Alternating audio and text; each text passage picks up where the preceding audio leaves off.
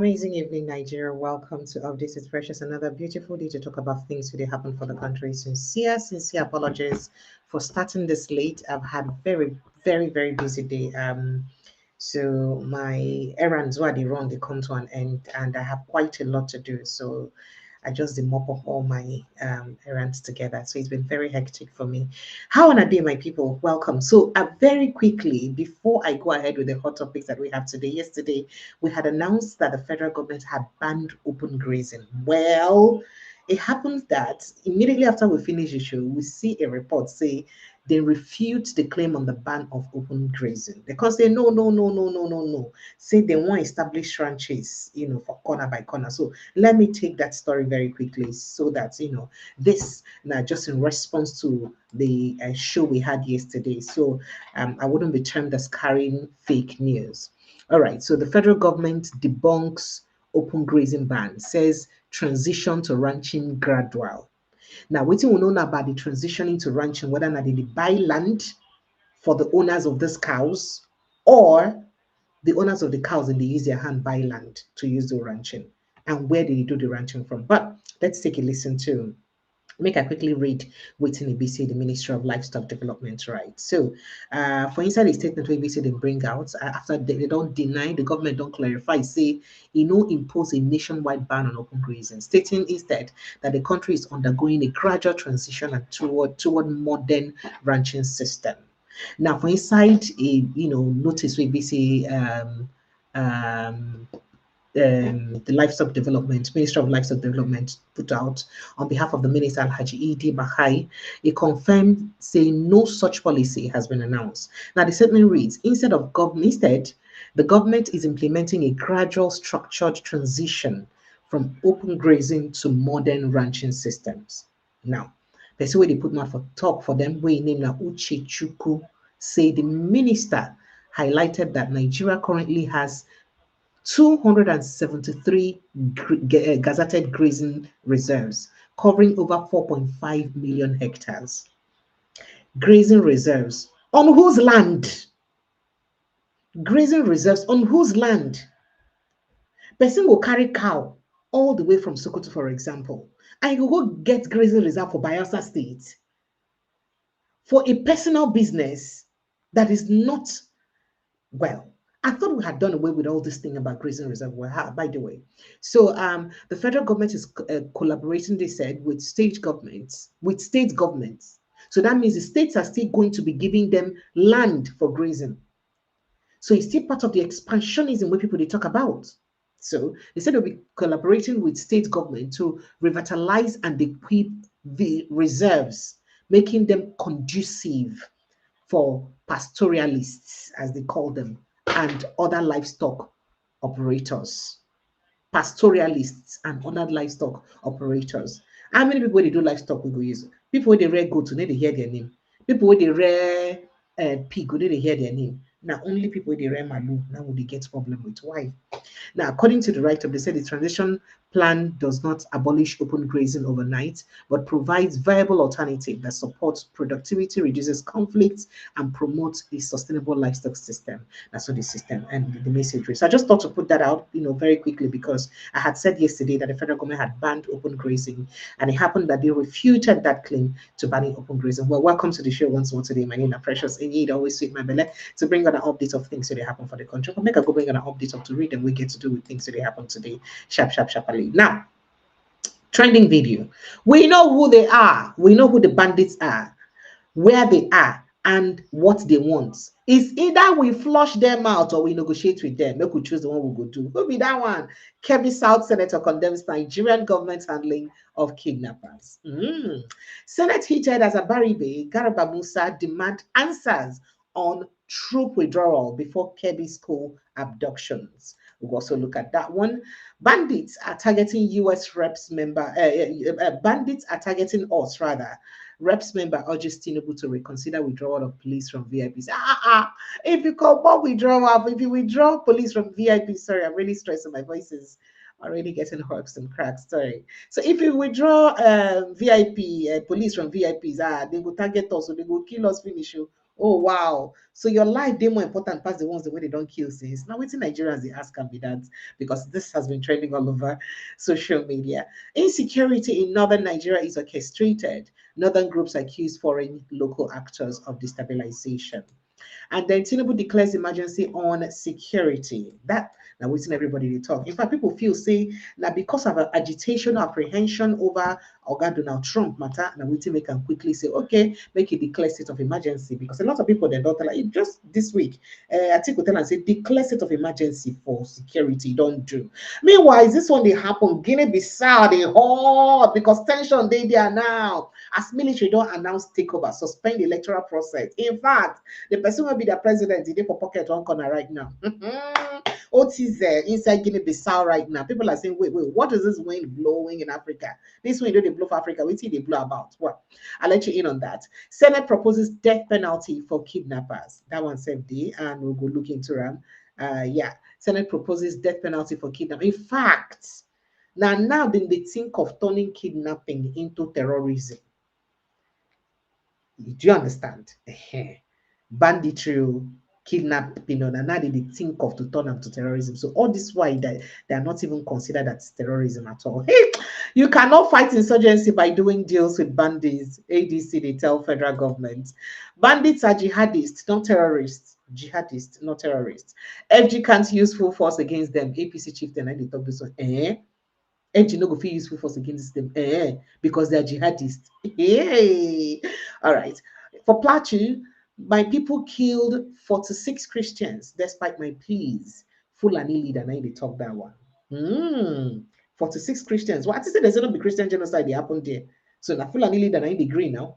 Christian Association of Nigeria can ask Tinubu government to protect Nigerians and stop excuses. They don't talk, they don't break. All right. Nasarawa evangelist detained by police for posting video of alleged bandit attack on church crusade. Remember, so we hear say for Nasarawa State they suspend a crusade because of bandits attack, right? But soon we post video and police on it. Instead of police to go after the people, then when they talk, say now then can disrupt their program. Now the man now the police hold. It shock you. This is Nigeria. First we sing a song like that. Nigeria has Nigeria has abdicated its duty to protect life. Falono Lambas federal government as federal government to refund ransom payments of victims, families. Falono tells Nigerian government. And then Boko Haram members, armed robbers found on army police recruitment lists. Ex-rep deputy speaker was saying, I they talk this one. Hey. So both Boko Haram members, so both bandits, so both criminals, so that is thieves. So their name they for the new recruitment list. Now this 10,000 something, I 24,000 what we hear say they just employ. Thieves they inside. Boko Haram members they inside. Wow. So that means we even know these Boko Haram people self. We know them to recognize their names, right? Awesome, wonderful. Bandits are targeting us. I think I've taken this before. Yeah. So moving on then.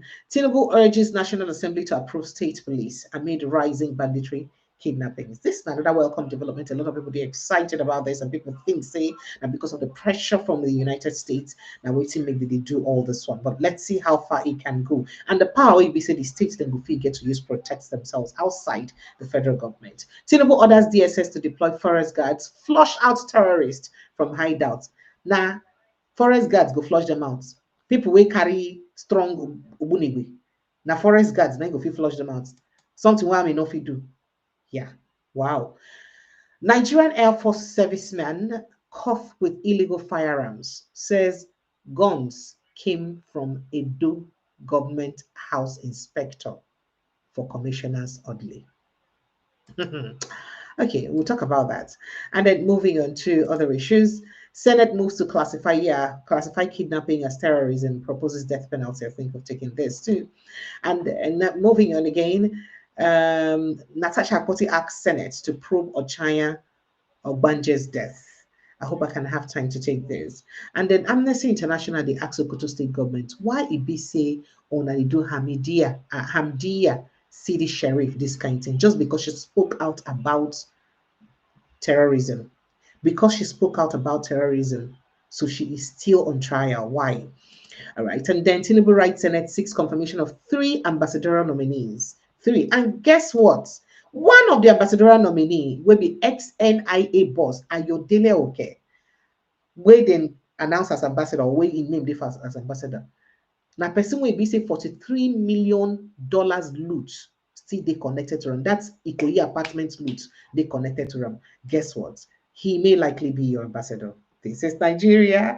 Welcome, my people. Well, make I begin give on this gist then one by follow. But before I go straight to give on the gist, them, you know, go good. Make I not recap some of the things that happened yesterday. So, while we were jubilating for the miraculous release of our 24 Kebbi girls yesterday, where by the way, the state governor don't carry them now, go their hand over to their friends. Make I show you that video. But as that they happen, bandits they busy, they show us videos. They talk, say, look, in case they happy too much. Not be say on a government attack us. Don't be say they use force because they know if we carry force. They know. Say they not bond them where to carry force. Then come negotiate with us, man to man. Look, we talk before we release the girls, give them. So that means government, they pay money since. Wow. Government, they pay the money since. Well, this is in Hausa language. I'm going to play it. And I beg you, if you don't understand Hausa language, I beg you, go help me interpret what's in the BC talk to confirm saying that what's in the bandits really talk with that. But at the meantime, I'll show you a video of where the state governor directed.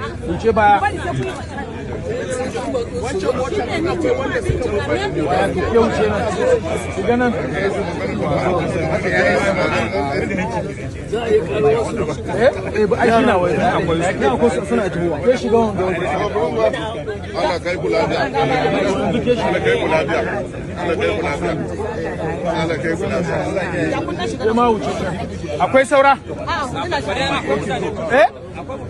Okay, na tashi.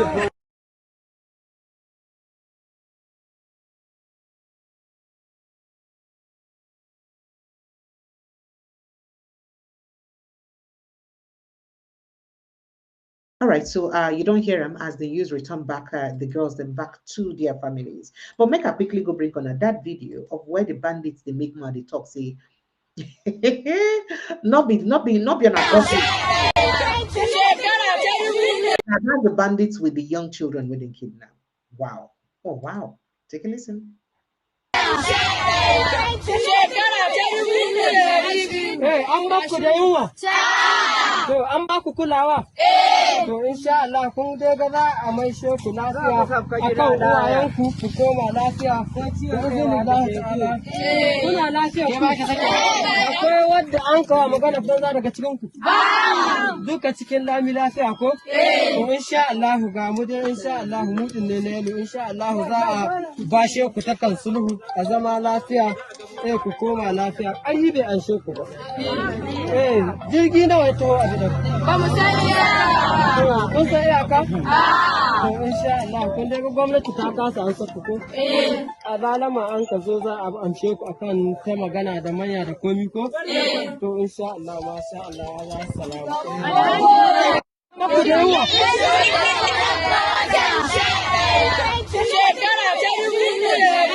An ba ku da yunwa? To, an ba ku kulawa? To, insha Allah, kun dai ga za a maishe ku lafiya akan uwayenku ku koma lafiya. Kuna lafiya ku. Akwai wadda an kawo magana banza daga cikin ku. Duka cikin lami lafiya ko? To, insha Allah, ga mu dai insha Allah, mutum ne na yalo. Insha Allah, za a bashe ku ta kan sulhu a zama lafiya. Ku koma lafiya. An yi bai an ku ba. Jirgi nawa ya taho a gidan? Ba mu sani ya. Kun san iyaka? To insha Allah kun dai gwamnati ta kasa an saka ko? A zalama an ka zo za a amshe.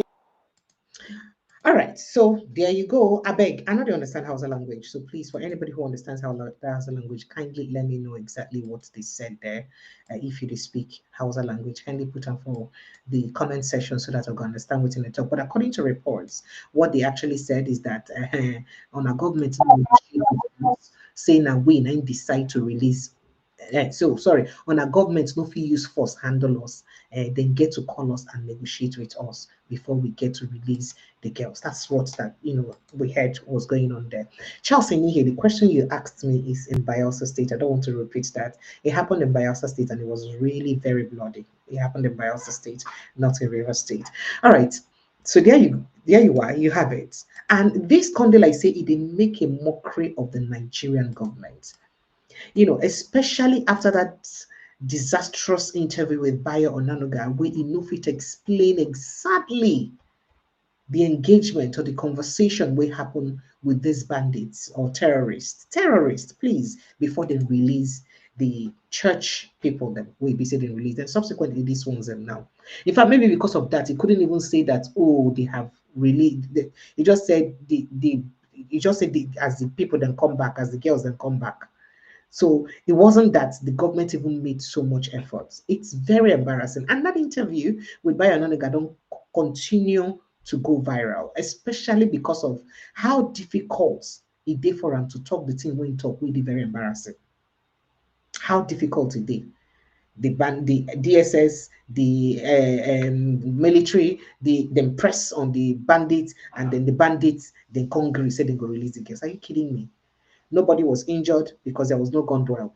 Nobody was arrested because there was no need to arrest them. So this actually confirms what we've been talking about, that they actually know where these people are. I mean, a bandit today, get mine for TikTok, posts a screenshot of his face and in location. And with that location, nothing will happen. I don't want to be, advertise that. He puts in face and in location. And with that, nothing will happen. But if you say one thing, not even against President Tinubu, to Sheyi Tinubu that does not have an office, they will come and pick you. I mean, a young lady said something about Sheyi Tinubu and she was picked. If you say something about anybody, shipping as somebody will talk something about a House of Assembly member for a Ebonyi state, then don't carry and go court now under the cyberbullying law. So how is it that they can catch you wherever you are if you say anything? That means our system, they work, but it just refuses to work with these guys. Is it like, a systematic way to just reduce our population for Nigeria? That's a question where BC people they ask. Because how is it that you know the whereabouts of people where BC they kill your people, but you cannot do anything?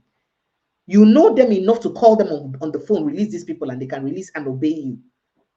But you cannot stop them from sacking villages, killing people. We hear that lots of villages across southern Kaduna, Plateau, and Benue State are displaced. And they see people they put for their people they pass. I saw a video on Twitter. I don't want to play that because it's really heartbreaking. Of somebody they pass, say this place, Nine Village, but saying only for road like this if you pass now because nothing will happen there again.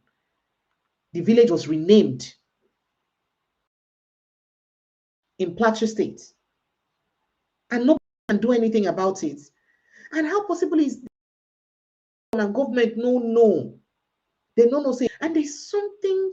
Make I go play and I remind them of that thing we buy another talk again because there's something about the APC administration and the way they're handling insecurity. I'm sorry, I don't mean to accuse them, but there is something about the APC administration and the way they handle insecurity. Check them out from the beginning of President Muhammad Buhari administration. All the things we don't happen. Check the Abuja Kaduna railway incident, where they collect ransom of 100 million in how many places? It was more than 1 billion naira they had in ransom in that incident. To the extent that the bandits or the terrorists were telling the government that you know what we want, you do it for us. And at some point, we hear say they even lift one of their wives them to go born and all that. Still, they no agree release the remaining people because they knew what they wanted. And they had the mind to do that to our government. And they even had the mind to say, your government knows what we want. Maybe not because of indeed, waiting Kawo Baraje talk, say, all these people are people who will bring for 2015 to help us win election. Because how is it that successive APC administration feel like their hands are tied to fight this insecurity?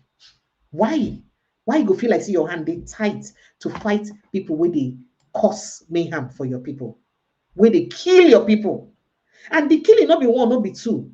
If you see the kind of gory videos you see on social media, how they actually butcher people like they butcher chicken, you'll be worried like, are these humans? Well, we could just go listen to Bayo Onanuga again when they come back, and then I bring you other issues to listen.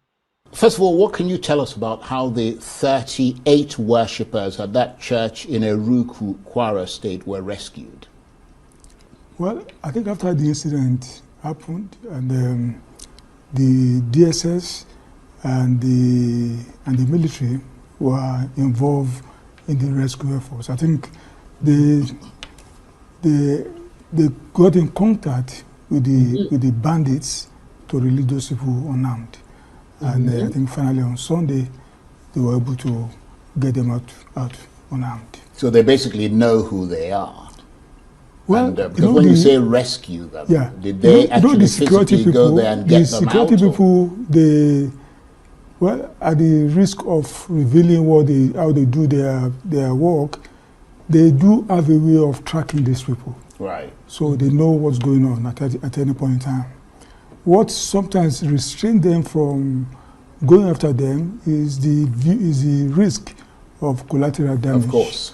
They go about abducting our people and they use them as shield so that they will not be attacked. So they don't just want to be attacking them, they need to be sure that they are not using our people as a kind of a shield. But if the government did not attack them in order to rescue these people, how did they get them released? Because, I mean, it seems almost... They got in contact with them? Yeah, but what I'm saying is that it seems almost perverse for the people to abduct people and then a few days later release them. They have a way of contacting them. You mean they pay them money? Not paying them. They know the risk. If they keep those people with them and they're saying release them, they know that the next thing will be for the government to embark on a kinetic action and attack their base. Yeah, but they killed people. But that's risky. But that's risky. That makes if them you attack their criminal. base, you can kill those. No, I understand that. Yeah. But I mean, what people are curious to know, because it is not the government who are directly under threat, it's the people. And the people have to know how you go about doing these things in order to shore up their own defense. I think that's left for the security people to discover. What I know is that they contacted them to release those and they just acquiesced, did they? Because they know the consequence of not acquiescing to government demand, that they should let those people go, so that, because they know that the consequence is that the government will come and pummel them. But does that mean that some kind of a deal was done then to say, because I mean those people killed people, so technically they are, I mean, they should be arrested, tried and prosecuted and face the full wrath of the law. The first thing that government has to do is to get those people freed. Right. And government has achieved its objective. As for the next level of action, it's left for the security people to take. I don't want to second guess them. They know what they have to do. They've taken the precaution to make sure that at least they retrieve those people from there. That's the first thing.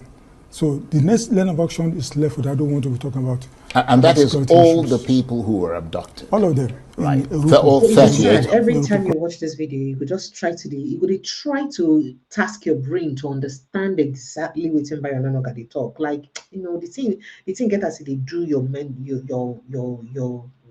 thinking faculty, which they call them those days when we're young.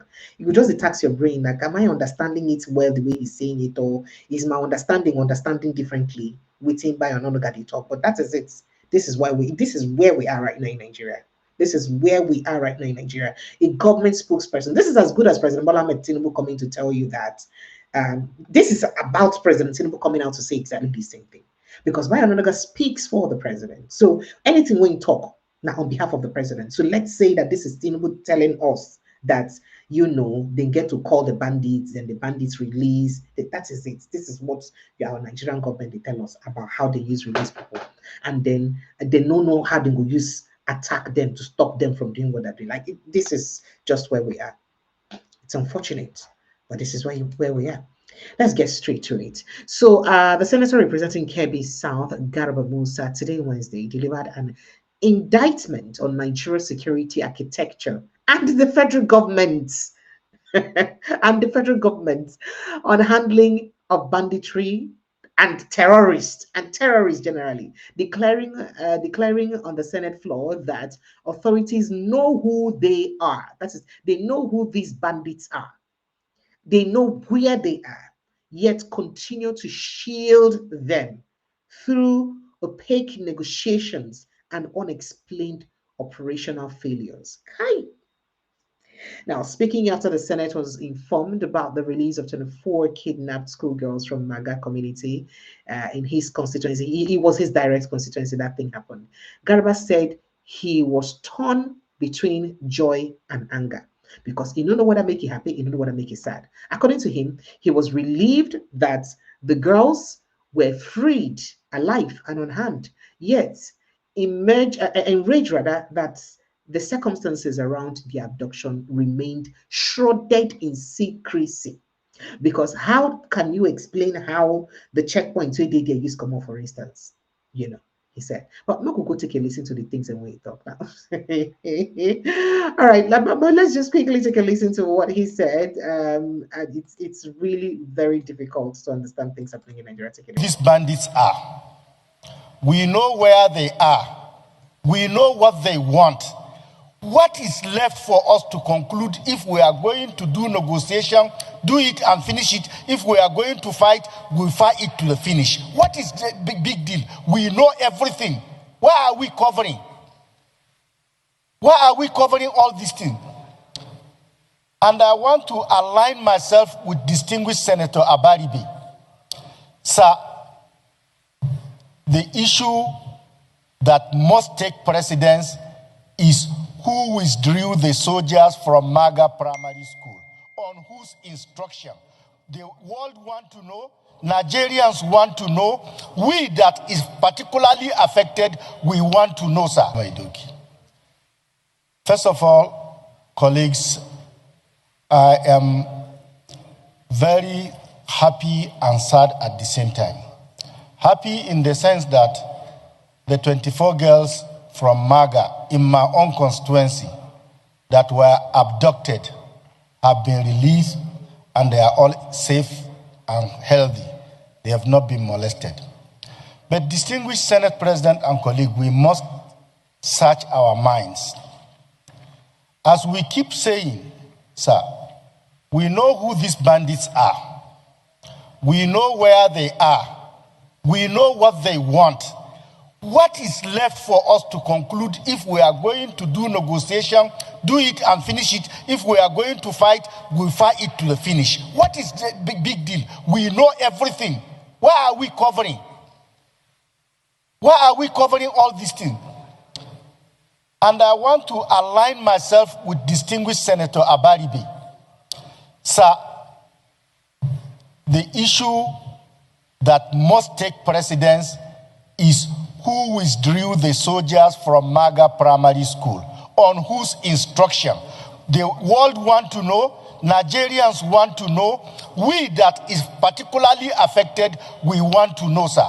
Because if we don't get to the bottom of this incident will be repeating itself. Thank you very much, the Senate President.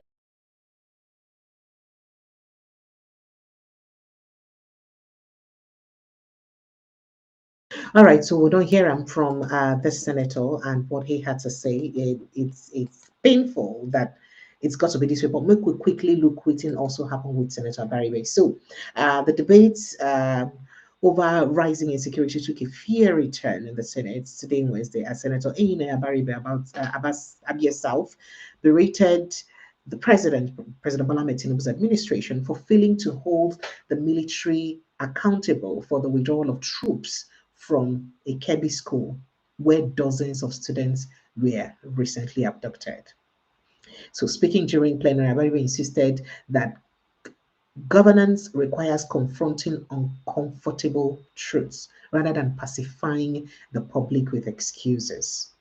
So quoting writer George Orwell, he said, in times of survival, in times of universal deceit, telling the truth becomes a revolutionary act. We are being told every day to be patriotic. We are being told, in fact, it talk a lot of things. It will good make a play and make on a hear from the horse's mouth. So this is very disturbing. So till now, we cannot tell who give the order. The governor, they talk. Say he no know who give the order. I mean, there are speculations that it is somebody, it is this, it is that, and all that. We no know exactly who will give the order. Make them withdraw troops where they stationed to safeguard these children before that incident happened. Someone gave the order. Who takes responsibility? We don't know. Well, both the upper and lower chamber, gets heated arguments today over these conversations around waiting they happen for inside the security matter. But let's go listen to Senator Inaya very bit. South. The writer, George Orwell, made a very profound statement, which I will quote. He says that in times of universal deceit, telling the truth becomes a revolutionary act. We are being told every day to be patriotic. We are being told here that we shouldn't say anything against. We are being told that, oh, you shouldn't talk about the past. You should focus on the present. Yet, on this floor, rather than focus on what we're supposed to talk about, we go back to say, oh, during 2015, oh, the Chibok girls happened, and oh, we are now rescuing people. People were not rescued at that time. During Chibok, 17 local governments in Katsina were not having parleys with bandits.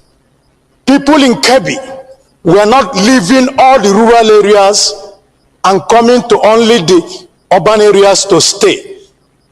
People in Niger were not being kidnapped. So why do we need to, at any time we need to talk about the present issues of today, we go back to start to look for excuse for our failures of today? I only want to say, let us do the right thing. We're not blaming this government for what they are finding itself, but it is the government in power, and they should do the right thing. What are the right things? We take only one example. The governor of Kebbi said that somebody ordered troops out and people were kidnapped. Till today, nobody in Nigeria knows what happened, and no question has been asked. And we are sitting down here as a parliament, and we turn and we talk. Yet, somebody is responsible. If I'm the commander-in-chief, I will call the army commander in that place and the head of the army and say, if you don't get me the head of this person who withdrew the troops to put all these children in jeopardy, then you make an example of him. That is how a country is run. A country is not run on. Sad, very sad, but unfortunately. So for a moment, it'd be like say our senators don't sit up. It'd be like say our senators don't sit up because of this one we say happen. Because they're easy like this.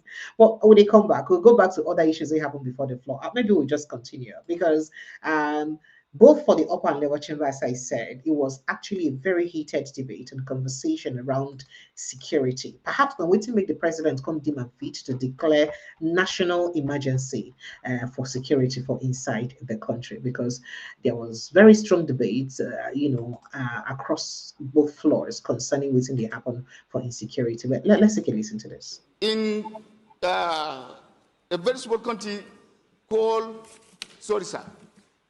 called Egypt, where the number is not up to 100. We can wait for you to get 100 million.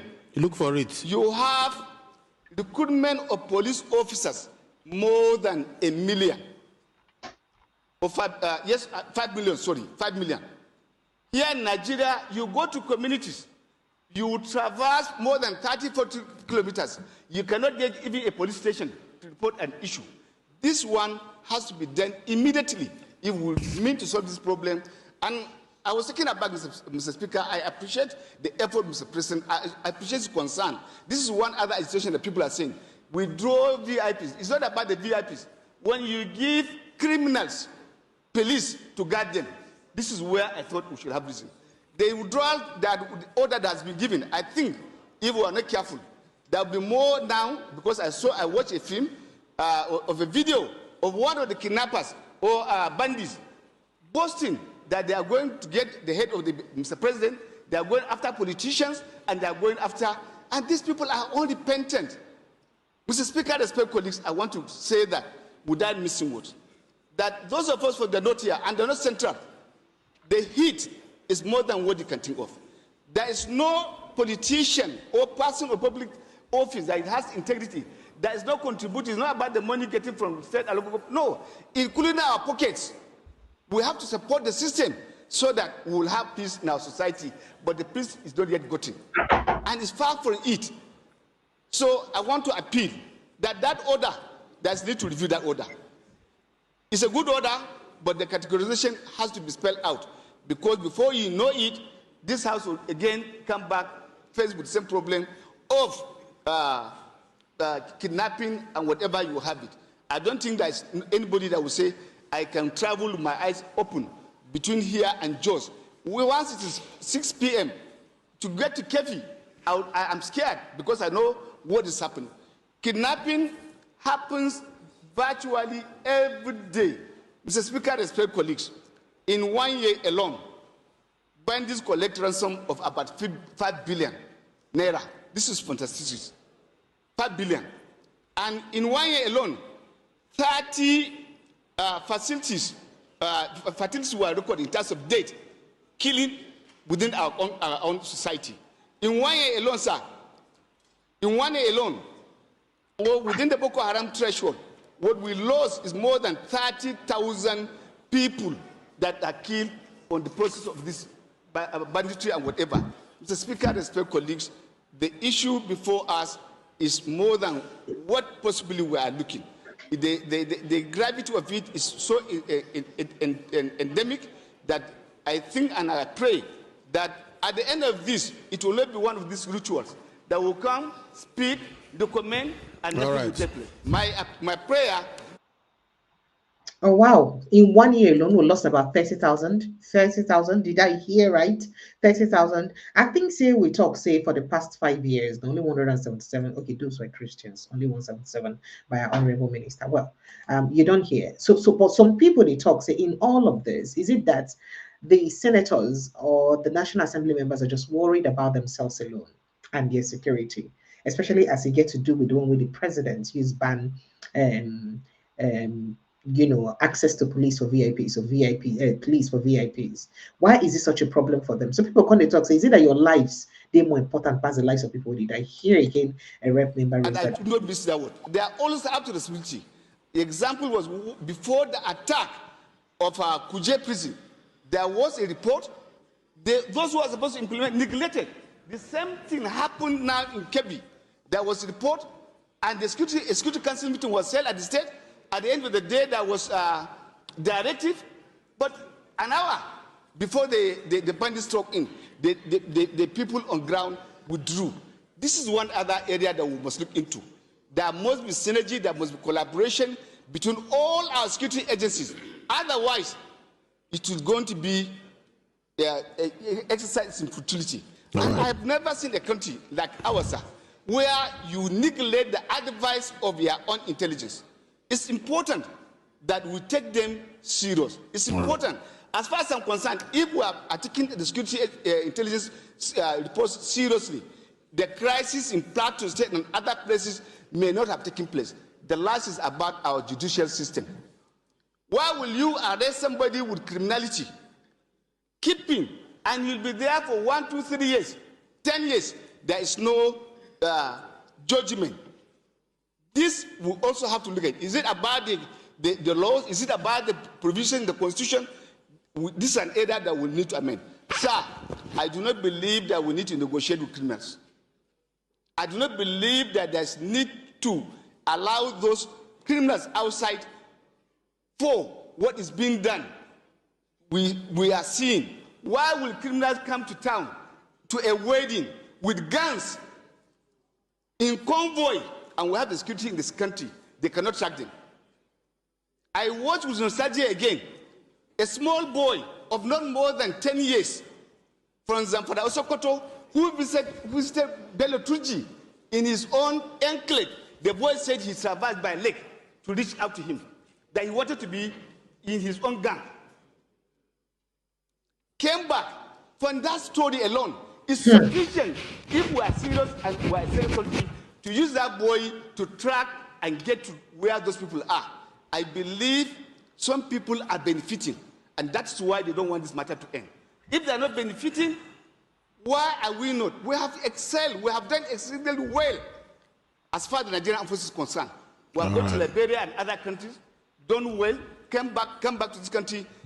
I can tell you for free, sir, before my cousin was killed, he came to me to say, I want to work, but they want to kill me. Help me transfer. My colleagues will bear with those who are in that formation. Help me transfer out of that place. There's nobody in Yobe and Borno that doesn't know, and that's why I want to thank Governor Zulum. He is somebody that is doing well. After his death, he has maintained the family, bought the house for the family, doing a lot for the family. There are very few who care about that. I said, I can tell you for free, sir. When he told me this, I said, my brother, take it easy. He said, no, I want to do the work. This is what I subscribe to do. But they will kill me because there is sabotage. They send me on an errand to do the job. On return, they asked him to go back again. And on his way, he was ambushed and he was killed. My younger brother that I mentioned came to me to say, transfer me, my sino. I want to leave this place. I said, I won't do that. Those who don't have people of authority in authority like me, what is their own position? He said, I want to do this. I've been to Liberia. I've been to other places. But these people will kill me because they are not supporting us. There's no equipment. Okay. Barely 1 month after, they kill him. The wife of this person... Wow. Wow. So with all of this revelation, we are, even to our politicians, top politicians know, what do we do with this information? Again, is it possible that the presidency itself, they're oblivious? They don't know anything about this. Is it, how possible is they say they don't know about these whole things really happen? Now, as insecurity see they continue, as I talk to you, the coalition of Northern Group CNG don't call for, don't allege a coordinated internal and external conspiracy aimed at plunging Northern Nigeria into deeper insecurity, accusing foreign interests, local collaborators, and political actors of fueling dangerous propaganda narrative designated to destabilize the region. For inside the statement, Comrade Jamilu Aliyu talk, he say the recent wave of attacks across northern states carries the fingerprint of well-funded, well-timed, and politically orchestrated agenda, insisting that the violence is far beyond the usual banditry and plagues that plagues the region. So it accused the United States of being misled by what is described as dangerous and exaggerated genocide propaganda, focusing on Plateau and other states and all that. Now we didn't talk. But in reality, what is it that people are experiencing? That's the question. Make we go back to the National Assembly, go hear more things we be say our National Assembly members talk today. Now, some people they talk, say, oh, did they just wake up because of, say, the United States sit down then get congressional hearing over our own matter? In fact, one of them even spoke and said, if the United States can sit down for 6 hours to debate Nigerian security, them supposed to sit down for 24 hours to debate. I was surprised to hear a Nigerian representative saying that. Say them supposed to sit down for 24 hours. If United States can stay for 6 hours debating our own security, say we where the security comes down, we stay for 6 hours debating the security. It shouldn't be a big deal for us because now we the thing they bite, and now we supposed to know how they take bite us. Go listen to some of them when they come back. The country is running in blood and tears. You cannot go, the farmers cannot go to farm. Our market, our traders cannot go to market. Worshippers cannot go to mosque, cannot go to churches. Then what are you legislating here? Mr. Speaker, if the government is not prepared to actually do the right thing that will protect the lives and property of our people, I urge on you, I urge on this honorable house, as a house of the people of Nigeria, to stand up to pay the supreme cost. And that is no more than to shut this house down and to call emergency on any legislative issue and wait until the right thing is taken by the government of the day. The responsibility of security, Mr. Speaker, of course, by the constitutional provisions, it is a sole responsibility, more of a sole responsibility to the center. I agree with whoever may say, of course, governors in the subnationals are also accountable and they must be held responsible for the security of lives and properties of their people. Mr. Speaker, I want to say that in virtually all of our constituencies, given the opportunity, everyone here can rise to tell you the account of what is happening. Mr. Speaker, it is not religious. Mr. Speaker, it is not even political.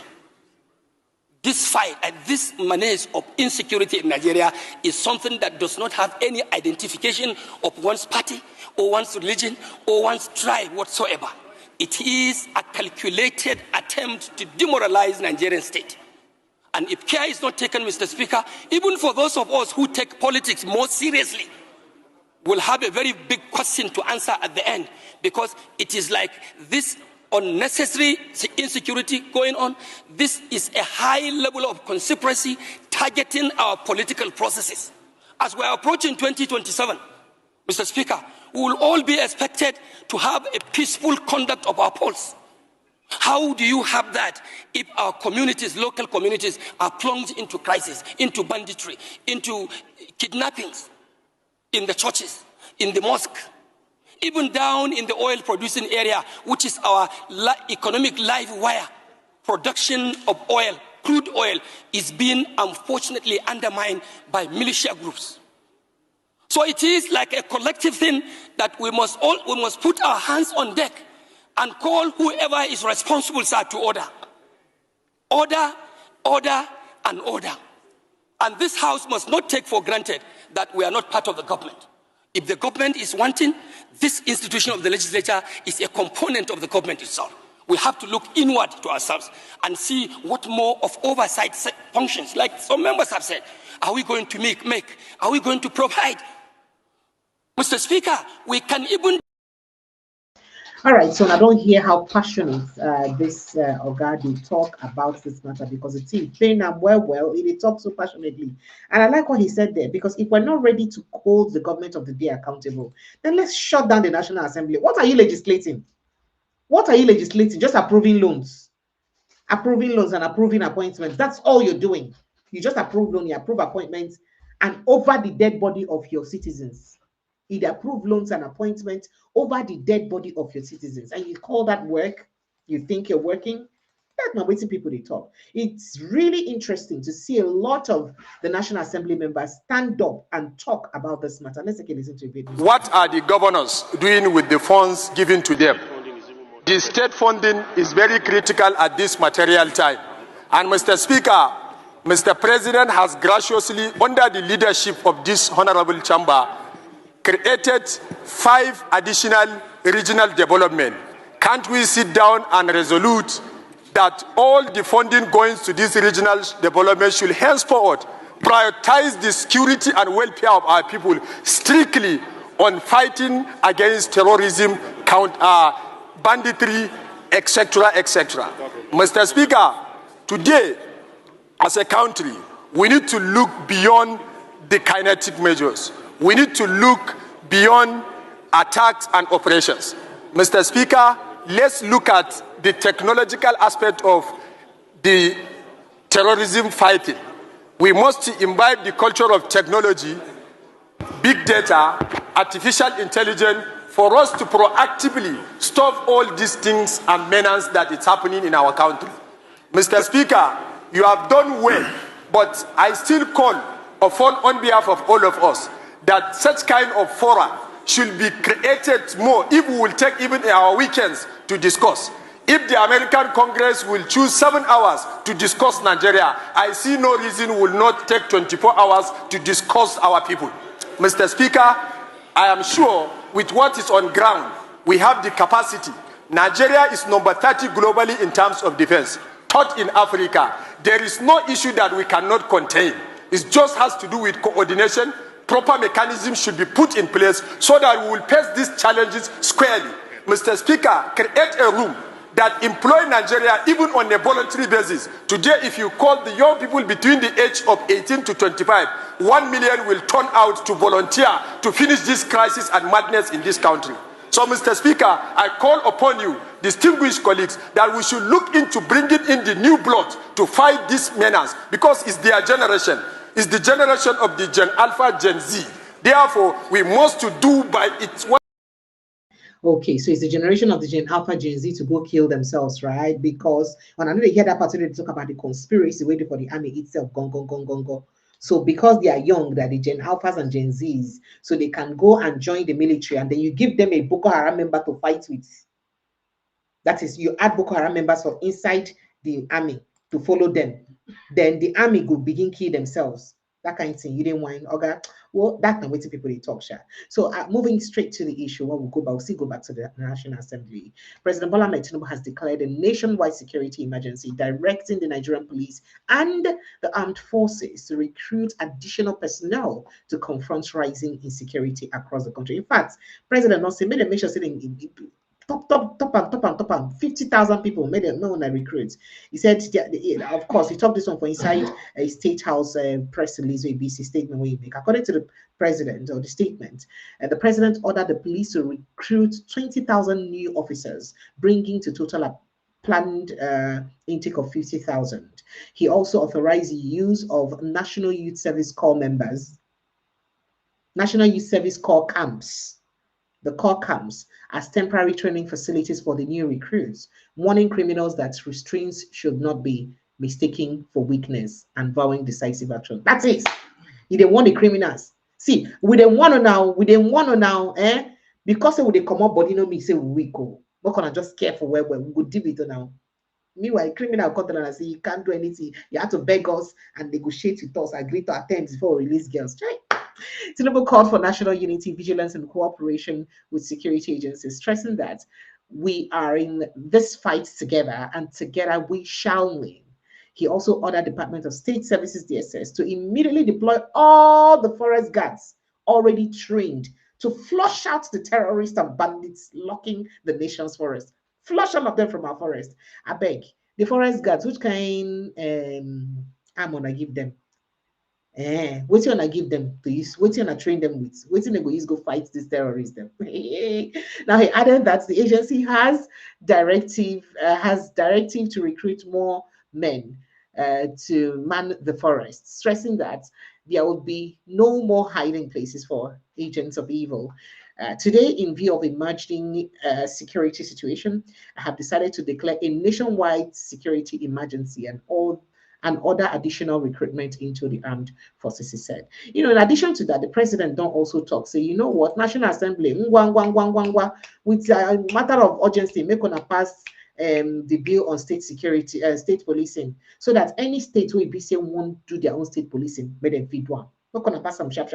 Now, all of this is happening when it be say our African neighbors, Guinea-Bissau here, OUTRAGE for Guinea-Bissau, because military take over for inside Guinea-Bissau. Now, military authorities in Guinea-Bissau today, Wednesday, declared that they had assumed full control of the country, announcing the suspension of all electoral activities and an immediate closure of national borders. Now, the development comes just 3 days after the nation conducted a legislative and presidential election. Now, the declaration followed reports of heavy gunfire earlier in the day around the presidential palace in Bissau. Witnesses say soldiers in uniform moved to secure the main access road leading to the palace, heightening tensions in the politically fragile West African state. The announcement was delivered from the army headquarters in the capital, where senior military officers read out a statement confirming the takeover and perhaps outlining the steps being implemented as part of their control. So, as I speak to you, it is Zain in Guinea-Bissau, OUTRAGE. It is happening in Guinea-Bissau, and people are, worried that Nigeria, I beg go, we could save ourselves, we could not let it happen to other. This swing there, where they blow for other countries, we could not let them near us at all. Now, speaking about security issue very quickly, I like to state that worried over the worsening state insecurity caused by multiple crimes, banditry, and spate of kidnapping across the country, Senator Siraki Dixon, PDP Bayelsa State, has said that President Bola Ahmed Tinubu must be told the truth about the nation. I'm not lie for you, guy. He's supposed to tell you the truth. We could tell you what it be. Now, according to him, the entire nation is under attack, and we must all unite to address this challenge. He also said that those with access to him, particularly from the majority party and others, should tell the president the true situation. He said that there is that no senator is under obligation to say things the way and how the Senate president wants it against the background or the backdrop of the Senate and the National Assembly. That they are for elected members to have robust discussions and agree and disagree. Adding that the presiding officer is the first among equals who moderates as a colleague and not a boss. So Akpabio, not be my oga, not just say him be a colleague, we be saying he be in charge. That is him be class prefect, 2 of us are classmates. You understand? Now, in the statement he signed yesterday, Sir Felixson said, today, that is that yesterday, the Senate had an elaborate discussion on security situation in the country, which was worsened in the last few weeks. When the Senate president recognized me to speak, I started by reminding him how I raised this issue with him a couple of days ago and the need for us to work together. I added that it was good he had brought the matter up by a way of emotion. Quoting excerpt of that, he said, I felt that the deterioration of the security situation in most communities, the killings and the abductions, and even the killing of soldiers and officers, one of them of the rank of brigadier general, and the way terrorists are abducting students with bandits attacking several states at the same time are situations that even nations at war do not experience. That is waiting when they go through for Nigeria. Even people where they fight war, maybe experience them. Therefore, the matter should be examined with all the seriousness it deserves. Quoting him further, he says, I stated that it is very clear that only our democracy is under threat. That's okay, that not only our democracy is under threat, but the nation itself is being reduced, belittled, and threatened. I also disagreed with the approach and tone of the notion or motion, as well as with some comments from members of the majority party who, in my view, were unnecessarily political. So APC members, they did political for front of the house because of what they go on. That, in my view, did not match the seriousness of the issue. At this point, the president or the presiding officer did not allow me to conclude my comment. Oh, but when I was saying, but what I was saying was that yes, as I have said several times, the entire nation is under attack, and we must all unite to address this challenge. However, I do not agree with the request in the motion supported by the majority speaker from the majority party to command the president at the government. I disagree with that. Sorry, to commend the president and the government. I disagree with that. Meaning that then they tell them for the house, then they raise a motion, say, may they commend President Bola Tinubu, say they don't try. Now, I believe that the president needs to be told the truth, not be to praise them. Washing him here. We're not there to wash person here. And that those with access to him, particularly from the majority party and others, should tell the president the true situation of things. The seriousness of the matter is such that there should be no sugarcoating or attempt to be politically correct, as that, in my opinion, is unnecessarily hypocrisy, unnecessary hypocrisy, and a diversity and a disservice rather to the country and even the president himself. So going to the president and saying, president, you're doing well. We know say nobody start this problem, but the way you don't tackle them for releasing all the girls, negotiating with them, calling bandits, release them, and they release them, you do what you do well. We could give you and we'll do it. Oga Siraki say no, not gonna do the life for him. I'm gonna tell her the truth.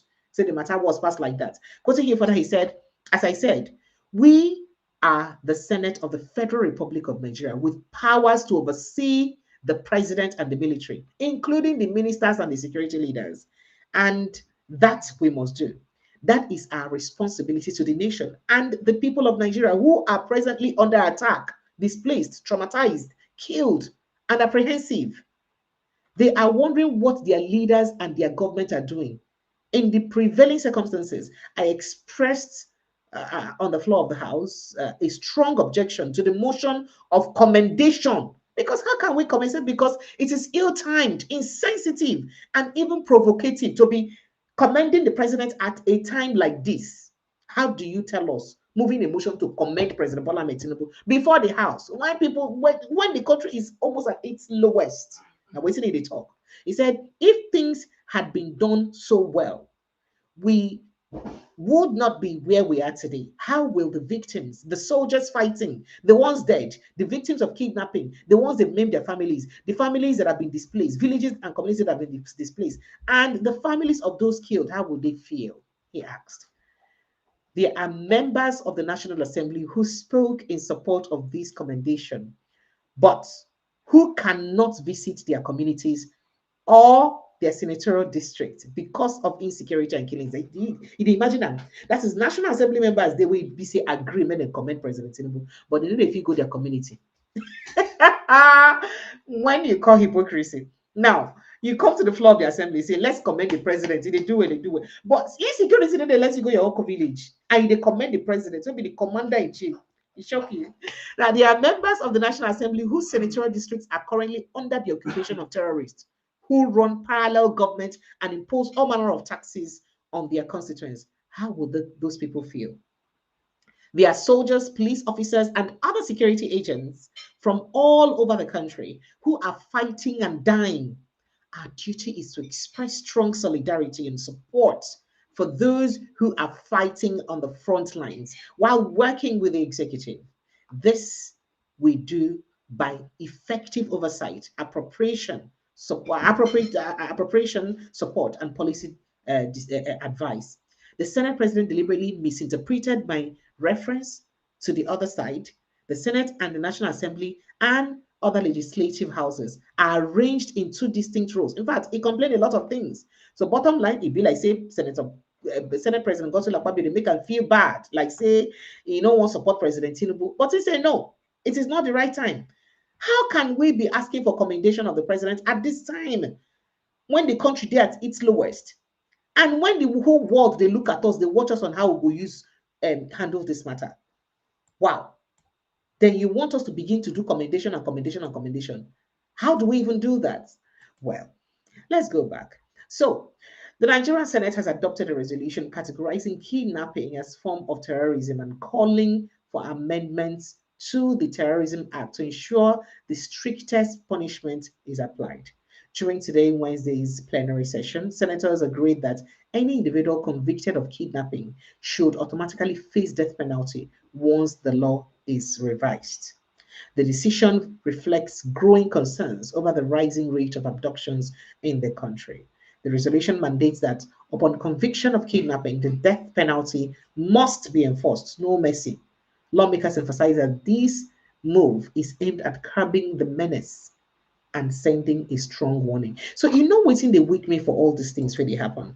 How is it that we have over 300 and something members of the lower chamber House of Representatives from different constituencies across the world, across Nigeria, and we have about 109 senators from different senatorial districts across Nigeria, and we feel say that's cabal, that set of cabal, we then say they cause this problem, we get an agenda to cause problem for Nigeria.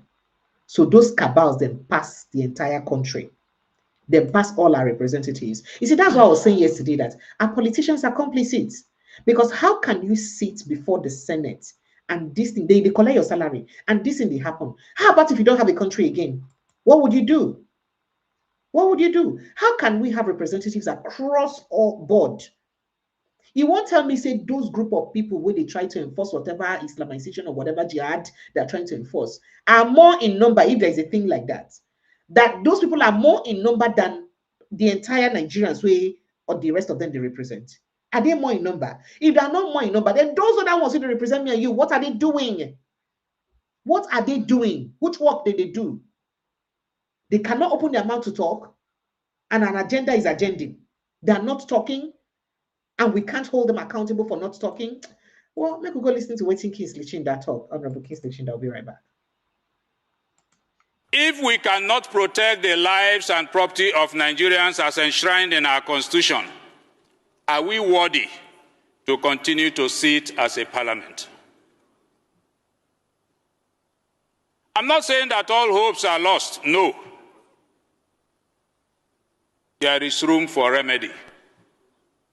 But we must see this as a national tax and be selfless about it. This is no time for religion. This is no time for political party. This is the time for us to talk about our own lives and existence. We are given opportunity out of a country of over 200 million, as we have in the figures, which might not also be correct because of lack of data, or adequate data in our country. And you are among 360 that is saddled with the responsibility. How well have you performed that responsibility? That's the question that we are called upon to ask ourselves this morning. Today in our country, you have the economic aspect of insecurity, where people, for economic reasons, will attack communities, kill, maim, displace entire community in order to access the wealth that is within that place. And that's why you can see displaced areas. People live in IDP. Economic operation is going on there. As a government, do we say that we are not aware? When I hear people praise government is doing well. Are we sincere? Government is still sleeping. Nothing fundamental has been done.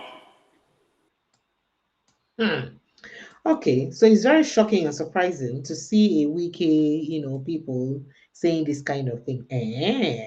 Wow. You're saying that nothing fundamental has been done by a wiki's president and a wiki's friend Abba now. You're being very unfair. But let's take a listen to what other House of Rep members also said about it. Ban on structured amnesty negotiation. So yes, this was actually the Deputy Speaker of the House of Reps talking about the ban of negotiation, because say it's embarrassing to see government official go actually come out, go meet bandits to go negotiate with them. He also spoke about ransom payment and all that. But let's take a listen. Ban on structured amnesty negotiation and ransom payment by any government entity. Mandate criminal justice enforcement over expediency. Mr. Speaker, honorable colleagues, despite strong anti-kidnapping laws like life imprisonment, death penalty for kidnapping, the practice continues because it is alleged that government entities negotiate with bandits and pay ransom. That is one of the things that the House must investigate. Security analysts confirm that amnesty deals and peace negotiation, they legitimize violence. They embolden armed group and undermine rule of law. Documented pattern across Zamfara, Katsina, Sokoto shows stage ceremonies where captives are released and rusty weapons surrendered, followed by rapid restoration or resumption of violence. What then is the legislative solution on that? The legislative solution required there is to ban unstructured amnesty negotiation and ransom payment by any government entity.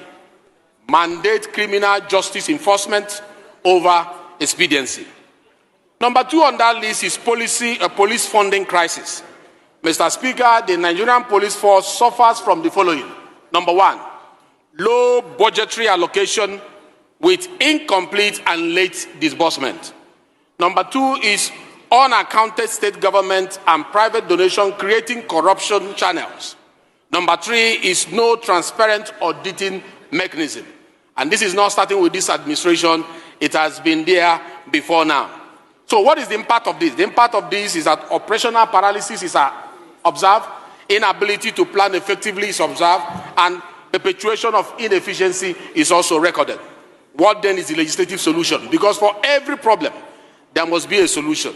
The legislative solution here is to mandate sustained, predictable funding, require rigorous record keeping, and audit all Nigerian police force fund, including donation. The number 3 is centralized policing model failure. Federal-only policing model cannot meet diverse localized security needs of 36 states and 774 local government, Mr. Speaker. Let's tell ourselves the truth. Whether we call it state police, whether we call it community police, whether we call it local government police, the need to decentralize has become very necessary. Some argue for the amendment of Section 214 of the Constitution and the second schedule. Some say leave it as it is, whatever.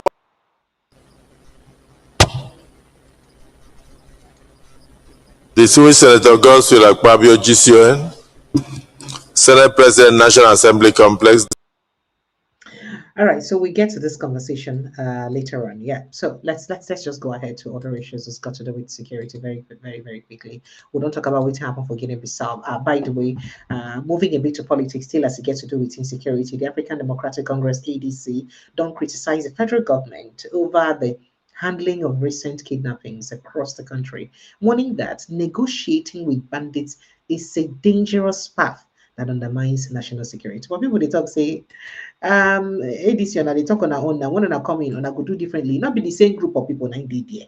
Not be the same people 9 did there. Will you do differently? Well, let's get into other issues still. So, and a chieftain of the All Progressives Congress, Abdurrahuf Bello, don't describe bandits as jihadists. Listen, he described bandits, terrorists, as jihadists, arguing that the federal government cannot deploy military force against them because there is no current law prescribing them as terrorists. So Mr. Bello said this during Channel's TV Sunrise Daily program today, Wednesday. He noted that he was not aware of any law enacted by the National Assembly prescribing bandits as terrorists. So he stressed that the absence of such proclamation prevented President Bola Ahmed Tinubu from implementing the highest military intervention that the United States government of America was expecting from the Nigerian government to resolve the crisis. So because of saying Nigerian government all these years never really prescribe the bandits and the killer headsmen, the ones where they kill. So it is even hard to respond to the task where the US they give us. Quoting him, he said, the bandits are jihadists because, to the best of my knowledge, I am not aware of any law enacted by the National Assembly of the Federal Republic of Nigeria declaring these people as terrorists, Bello said. He added, and that is a very great lacuna that has been hindering the federal government from giving terrorist treatment that Donald Trump is expecting from the Nigerian government. The federal government has been on global radar because of this, and this is the response we get. Because we never, so waiting stop President Bola Ahmed Tinubu right now to go ahead and say, you know what, we have to designate these guys. Why is it difficult to do so now? Now, when the eyes of the world be in your eyes, the president gets every opportunity to do everything we want to do, to write a name for the sands of time, to put a name there for the rock, say, in do well. Every opportunity there before you right now. Do the right thing, secure Nigerians, save Nigerians, do the right thing. People go hail you. See, as much as people kept saying, oh, there's no Christian genocide. Oh, by the way, I'm coming because I saw a video today. That video has been making the round. And a couple of people have sent it to me, but I think I would have to play it. So our Nigerian government, some people are also helping our Nigerian government to lobby in the US. And I'm going to come to that lobbying issue later on, but let's just take this story. So a Fulani leader who has lived in the Hurti community of Manguna district of Bukos local government area of Plateau State for 32 years. Now he don't live there. He has confirmed that the attackers who recently invaded the community and killed 46 human beings were members of his tribe. See them, the Fulani people like him, who spoke the Fulani language while carrying out the deadly attacks.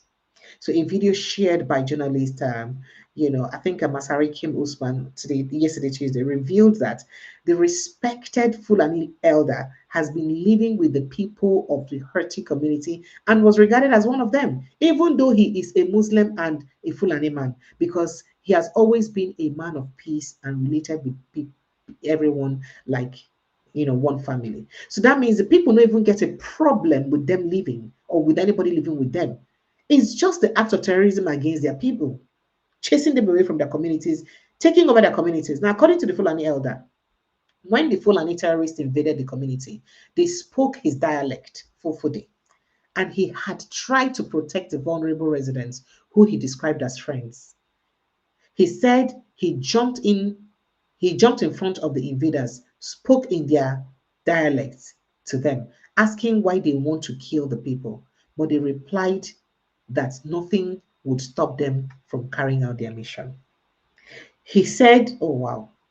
The elder stated that despite his pleas on behalf of the people, the bandits threatened to kill him as well if he did not get out of their way. According to him, the Fulani bandits forcefully pushed him out of the way and went on a rampage, killing 46 people and burning down houses belonging to Christians. But I thought we said there is no Christian genocide. He added that what really pained him was the fact that the killers were his own tribesmen who refused to listen to his own pleas. That is not my own brothers who are they beg, see, I beg, they no agree. He was begging them he was pleading to spare the people he had lived with for a long time and regarded as his friends and family, but he refused. Remarkably, during the invasion, no Muslim or Fulani resident was harmed. None.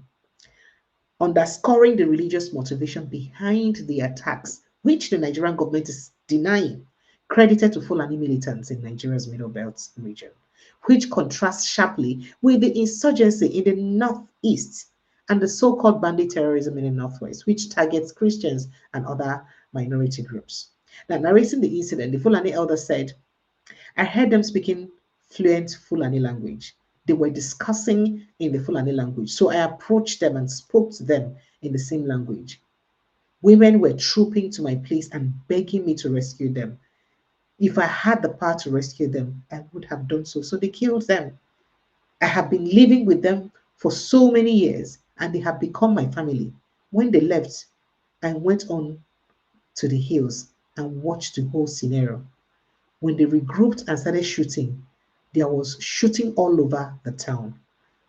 We all hid in one room while the shooting continued for a long time, killing plenty of people, he said. Wow, this is sad. Now, maybe we could take a video where it is. I think that this video is somewhere in the United States, where a group of people, I don't know if they were paid or perhaps not paid or lobbied to protest against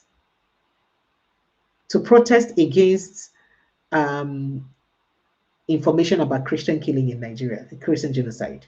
So they are protesting against calling what's happening in Nigeria Christian genocide. And I'm saying, oh, so people can actually be asked to protest that there is no Christian genocide in Nigeria. And people who are really guilty, I mean, people who are suffering from this menace itself, can they also lobby people to also protest that indeed there is Christian genocide in their country? Sir, do you mind I ask a few questions? Can I record you? All right. I just want to know what is going on today. Well, this is protesting for Nigeria. Oh, for Nigeria? Yeah. For a stronger Nigeria. Say Nigerian Christian, not target of genocide or ethnic cleansing. So what part of Nigeria are you from? I'm not. You're not a Nigerian. So how then you're not a Nigerian and you're protesting for Nigeria? Anybody's black. I protest with them. Well, you know, when you got to protest with the information and the stuff that is happening. No. So how do you know that Nigerian Christians are not the target? How did you know that? I don't know. So why didn't you have the placard? Oh, look, I'm going to tell you something. Me, I protest for anybody. I help a lot of people. So you were paid to do this? Yeah. Or you were paid to do this? Yeah, I just joined in with everybody. Because you did not know. Black, white. No, I understand. It is good to support brothers, to support the culture, but also it is also good to protest and pass the right information, right? It's a lot of information going out here. You know what I'm saying? A lot of people twist a lot of things up. I don't know for sure what. But you got to do a little bit digging. However, no, saying I'm just here to help everybody out. I understand that. It's not your fault. It's not your fault. You're doing what they ask you to do. Yeah. At least you're paid to do this, and you're doing what you get paid for. No, it's not about pay. You know what I'm saying? It's just about helping people out. I understand, but they gave you the wrong information, though. I'm just trying to help to bring you out. We all are from Africa.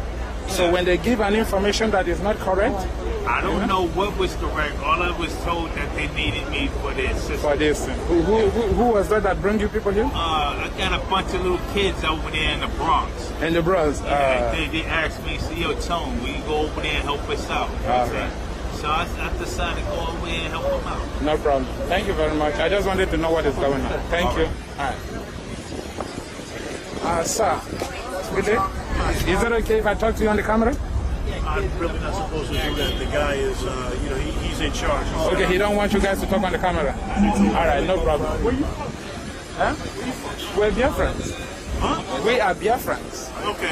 Yeah. So they don't want you talking to us? That's what he told me. But where are you from, though? I just want to know. I'm from here. So you're not from Nigeria? No. How come you have Nigeria? You're here. I can't go. I should have said that. All right, I understand. No problem. No, I would not. Hello, brothers. Is it okay if I talk to you guys on camera? Yes, sir. Okay, please. I just want to find out what is going on here today. You're protesting? Yeah, I see your placard says stronger together. So what part of Nigeria are you from, sir? Huh? Do you mind me asking that? All right, no problem. Nigeria. Yeah, but where are you from, sir?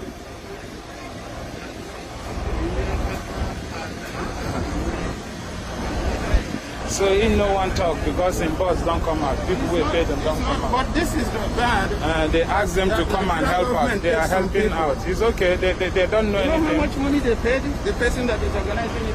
It's all right. It's all right. Exactly. You should know why you're carrying placards and the reason why you're carrying placards. You understand? I can see my sister. I just want to know what part of Nigeria you're from. We all are from there. I'm from the same part you from. Huh? I'm from the part you from. I'm from the east. The eastern part of, huh? Listen. Where you from? Let this be on record. What's your name? Huh? Your name? I'm from the eastern part of Nigeria. It's called Biafra. So where are you from? Same part. Same part? Okay, listen, his friend over there is giving him sign.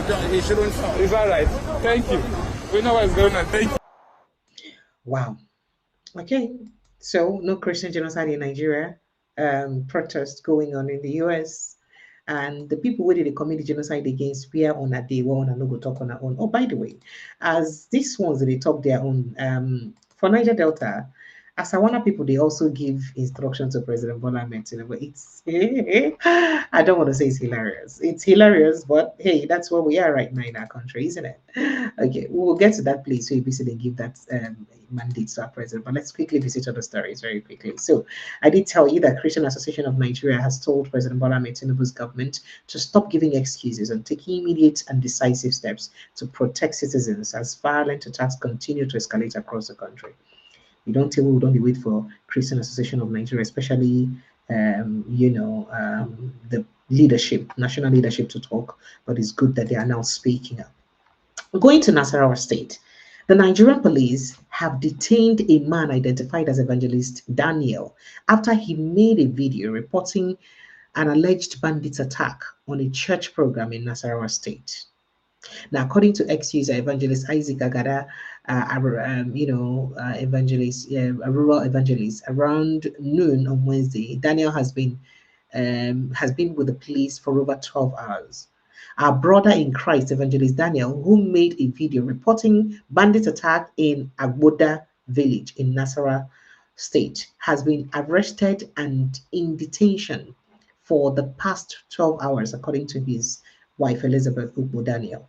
He posted. In a video, he shared where people were seen running in different directions amid fears of a reported herdsman attack. on the church crusade ground. So crusade they go online, people begin on helter skelter. It's crazy. It's crazy to see these things. Yeah. So, but then attempt to reach the police public relations officer, was abortive to know exactly why he was arrested.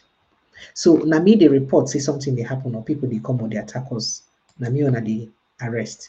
Not be saying I'm going to arrest the people or find way to stop the people from coming. You see how interesting Nigeria is. Let's move on very quickly. So human rights lawyer Femi Falana has accused the Nigerian government of President Bola Ahmed Tinubu of failing in constitutional and moral duty to protect citizens from unlawful killings and widespread insecurity across the country. And in fact, reoccurring mass atrocities. In fact, as a matter of fact, they say all these people we don't pay money for ransoms, in a president duty to refund them their money because it's supposed to be your duty to actually take care of them. So go refund them their money.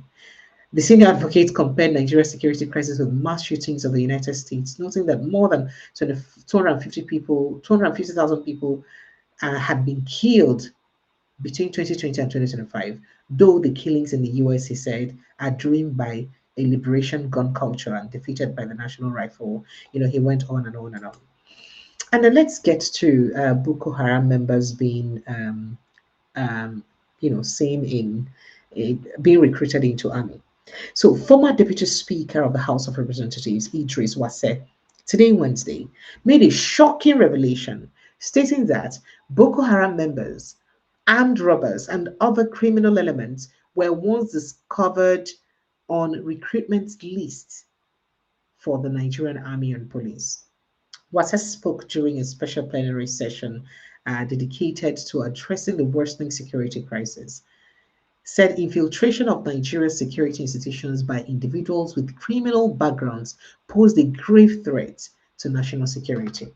So once, according to him, the scandal was not hearsay but verifiable, insisting that the former chairman of the House Committee on Defense, now chairman of the Committee on the Federal Capital Territory, Honorable Mukhtar Betara, could confirm the development. There were recruitment exercises where names of known Boko Haram members appeared on the shortlist. Armed robbers and other criminals were also found among those cleared for the army and police.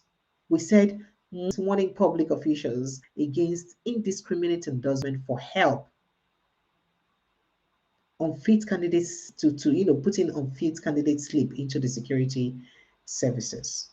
The Plateau lawmaker who recounted losing brother, cousin, and nephew to terrorist attacks said the North Central alone bears about 52% of Nigeria's insecurity burden. So see, we could just try, we could be careful. But we go stay here. We're not go stay here now. Tribalism no go let us now. Now our own. Did I tell you that President Tinubu has urged National Assembly to approve state policing? I think we've talked about that. Very quickly, let's move on. Tinubu orders DSS to deploy forest guards. I also told you about that. Now, in this exclusive, we hear that troops of the 12th Brigade, in collaboration with operatives of the Kogi State Command of the National Drug Law Enforcement Agency, intercepted and arrested an aircraftman of the Nigerian Air Force for conveying firearms illegally. According to situation report obtained by Sahara reporters today, Wednesday, the operation took place late on Tuesday, yesterday, 25th of November, 2025, along Kaba Junction in Lokoja, Kogi State. Now, the suspect, identified as ACM Anas Mohammed Fakai, was apprehended at about, 12:20 p.m. while transporting 2 pump-action rifle and Browning pistol.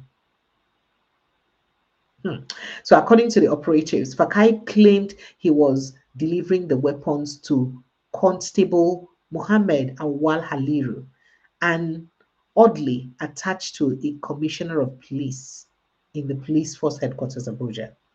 Fakai further claims that the firearms were sent to him by Inspector Paul, currently serving at the government house of Benin City, Edo State. We went off on and on and on. We can't go on with that. So investigations reveal that Fakai is a serving member of the 107 Air Maritime Group in Benin along Airport Road. He also attended the Nigeria Police Secondary School, Gusau, Zamfara State, from 2015 to 2019. The suspect and the recovered firearms have been taken into custody and, of course, are currently under investigation. Further investigation revealed that the suspect also attended the Nigerian Police Secondary School, Gusau, Zamfara State. Yeah, suspects and exhibits are in custody. So that is how they go about this illegal stuffs. Yeah. Okay. So let's see. Okay. Earlier today, Natasha Poti-Odwang submitted a petition on behalf of Inebe Effiong Chambers during plenary session, of course, asking or demanding that the National Assembly steps in the case of Ochaya that was raped and died as a result of the after effect of the rape from age 6 till she was 13 years old. And then Amnesty International is asking that why does Sokoto government want to send Hamdiye Sidi Sharif to jail just for speaking out against rampant banditry across eastern parts of Sokoto, where dozens of villages have been sacked, hundreds killed, and thousands displaced. The victims are farmers and have been reportedly attacked, women and girls abducted and raped continuously. Hamdia has been abducted twice, beaten and severely injured by sponsored thugs. Some northern social media influencers were paid to even run smear campaign against her and her family. She is still in trial. Why? So this I don't hear a lot. It be like saying a lot of, I don't want to say a big gang up. I know as I go use put on, but I do know that in northern Nigeria we hear that it is say go fit talk things when they happen like that. If you talk religion, just like what Zari said yesterday, you can't speak because you'll be taken out. That's that thing he said. Because currently, I know states in northern Nigeria where some of them you will even invite them to come and talk about their government. They don't go if you talk. They say if their government, they can't talk. They cannot criticize their government. They cannot speak against their government. Why? Because of their safety. Interesting, right? The things that what would you see for this country? All right. So make a go play that. That's Asawana Brothers morning, and they come back. Asamana, Asamana, das manda, Abuya, Amity. This video that I'm doing, Mr. President, listening to me and listening very good. Also, you governors that in Niger Delta, I'm the force of Egbesu. I'm doing this video for Bayelsa State and also the president. This coming up election, if the governor and the president don't know what to do, I'm the force of Egbesu. I'm readying myself. Look at my war boat. These are my war boat. And these are my fighters. I'm getting myself ready always, 24 hours. I'm coming for you people for the election. If you don't know what to do. And president, if you know what to do, come to me. Also governor, come to me. Or else there will be no election for Basan clan. And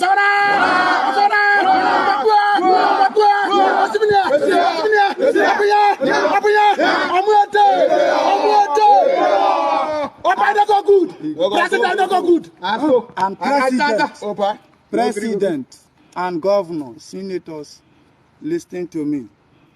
This coming up election, there will be bloody election in Basan clan, Southern Niger local government. Know what to do.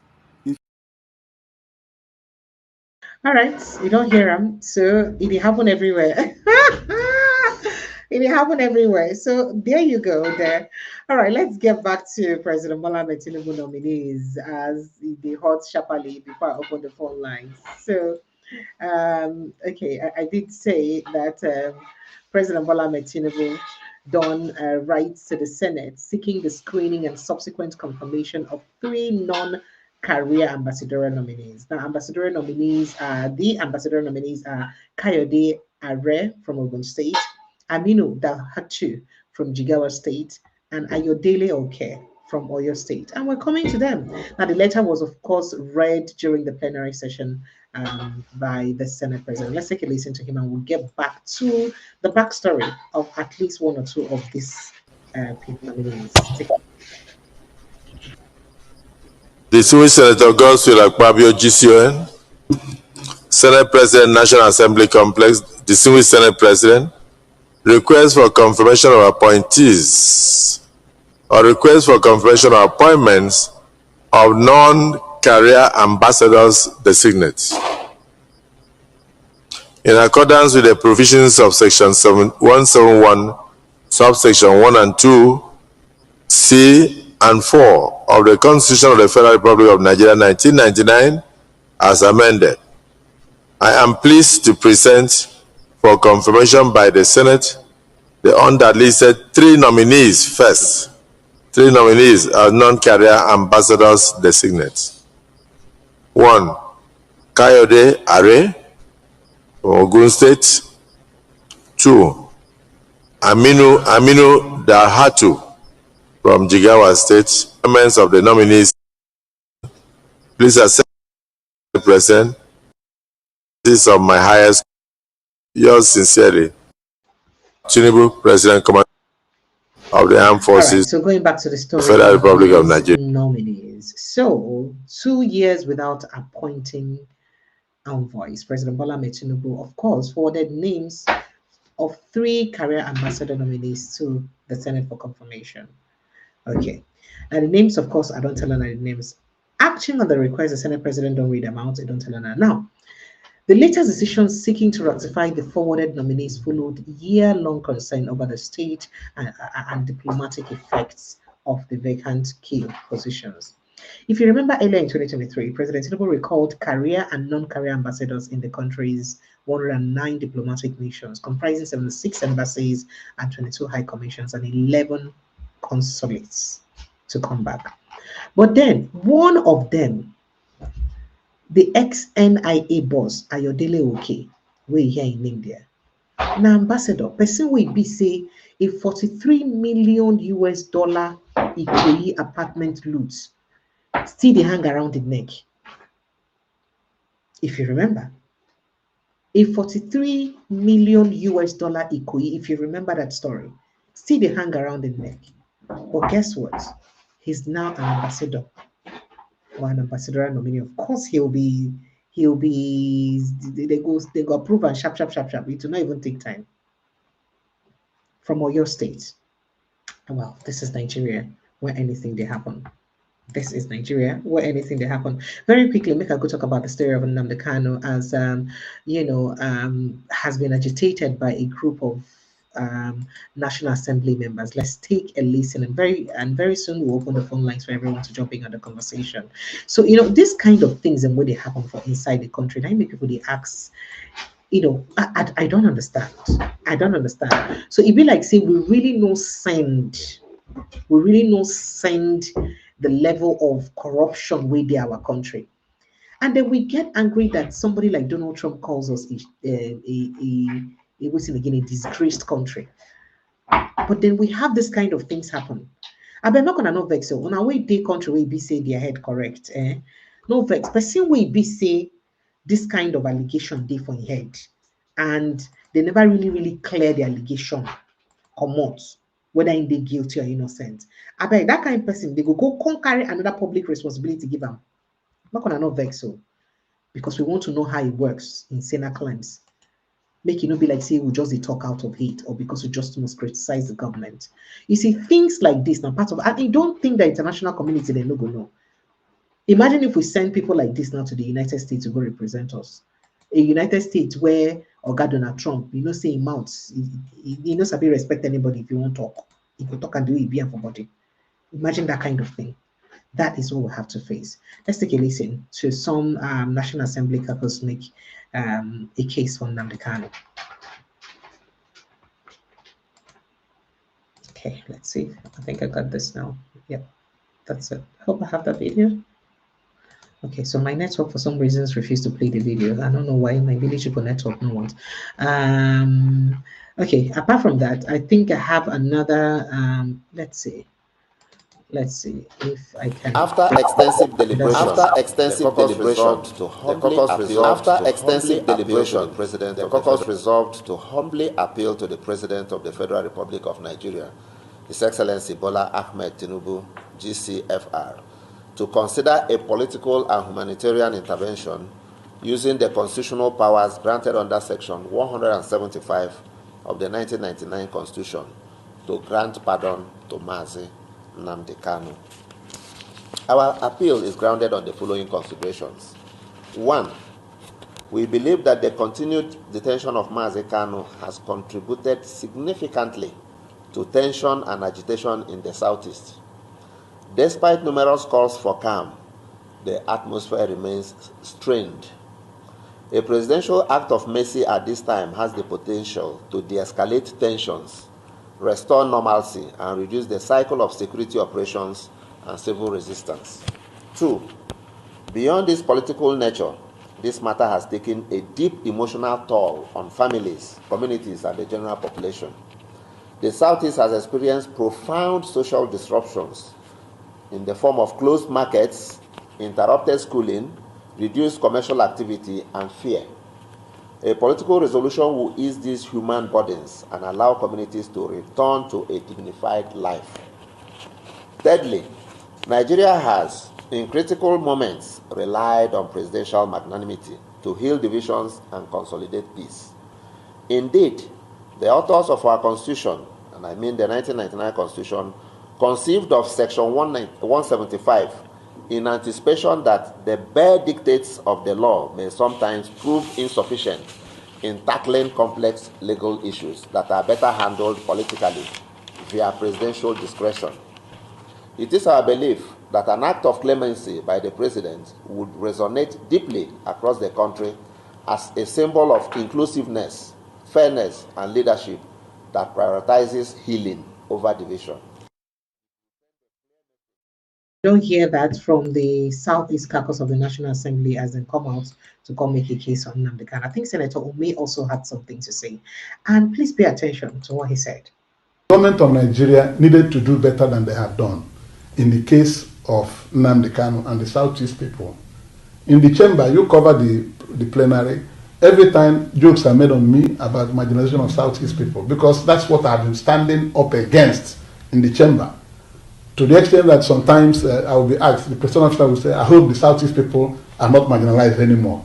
I'll say, yes, if you do something that is good, I'll be happy. Conscience is an open wound. Only the truth can heal it. What has happened to Nnamdi Kanu is a total disregard of good approach to governance. Yes, they will say people are being killed in the Southeast. They are the Eastern Security Network. When did the Eastern Security Network come up? How many years ago? Because government didn't want to deal with the matter the way they had to deal with it, people continued to do all kinds of things, and the Eastern Security Network came up. All in the bid to fight because they are not happy with what has happened to Nnamdi Kanu and the rest of it. Let me believe that now that he has been jailed, government will now begin to review the actions and the steps the federal government of Nigeria has taken on this matter. It's not something started by the government of Tinubu, but today he's the president of Nigeria, and he is in a position to right the wrongs of the past leaders. What started like a small thing has snowballed into a global issue. You know, if government had listened the way Lawa Daura, the then DG SSS, was approaching the matter, this matter of IPOB would have been arrested long ago. But because some people felt otherwise, they want to push it to the limit, and now that they have gotten to where they are, I pray that God will help to find. All right, so when I don't hear from Senator Ume, as we say in talk concerning this matter, our phone lines are open. Let's not waste time. It's already past midnight. 0817-029-4077. That's the number to call. 0817-029-4077. Call that number on WhatsApp alone, or you just Enter inside the link. The link will bring you straight into the studio. May you put one for talk, no for hear you. Sharp, sharp. Hello, good evening. Good evening, Precious. Good evening. Good evening, Precious. How you doing? I don't know what I will say. Are they fine? No, I just stay tired. I get plenty of work for my hand. My voice don't crack. When I cool, don't finish person life here. Yeah. Now the two would they see be that now. Now the two would they see. You know they easy here. You know easy. But Easy. I don't lie you. But now Nigeria, now drivers come out now. What do we go do? And then I be the problem, and I wait to make I would talk so that I go drive on a back. Maybe the same Nigeria drive on a come back. Not be with the kind thing we would hear. So look at what we just read throughout today. You see what you say after all these ones where you don't talk. Is there any? I thought you should be happy that our National Assembly members are working hard to stop this whole thing. They are trying because they withdraw police against them because Boko Haram say they won't go begin kidnap them. Neither they run up and down, and then because they want to make Trump feel say that they do something. Now we will not be fools now. Thank God say they don't use their mouth. They talk, the real thing where they happen. They know all these things. They suddenly their juju don't begin work. Everybody, all the people they kidnap, they don't come out. Yeah, this country not the country. In fact, if I get power to bring out everybody, we won't come out from Nigeria. I for bring them come out because the thing they don't patch they leak, you patch they leak. This time now, nothing to patch again. No. It be like say now Trump now would they wait for me if they like me, they abuse me. Because the only thing we go solve this problem, all this what they do not lie they talk. You cannot believe all these people. Yeah, they are just doing Ojuaye for nothing. If the man deal with one person, they see and croak, you go see say everybody go sit up. Yeah, you know see Babati now. This kitchen where they go every time, they go take they go take injection, they go take injection. You see now, you know go again to go take that injection. Eh? Everybody now they do grag. One sit up, one show say be good boy when they know waiting will they happen for Nigeria. Eh? Oh, God is too merciful. God is too merciful because some of those people now they for don't just they take them one by one. They take them one by not be. You go break one hand, break one leg, so that they go there like not let them die. But what you they do with presidents no good. What you they do on a president no good. Why not go they stress the man like this with all these problems inside this country? Who send now?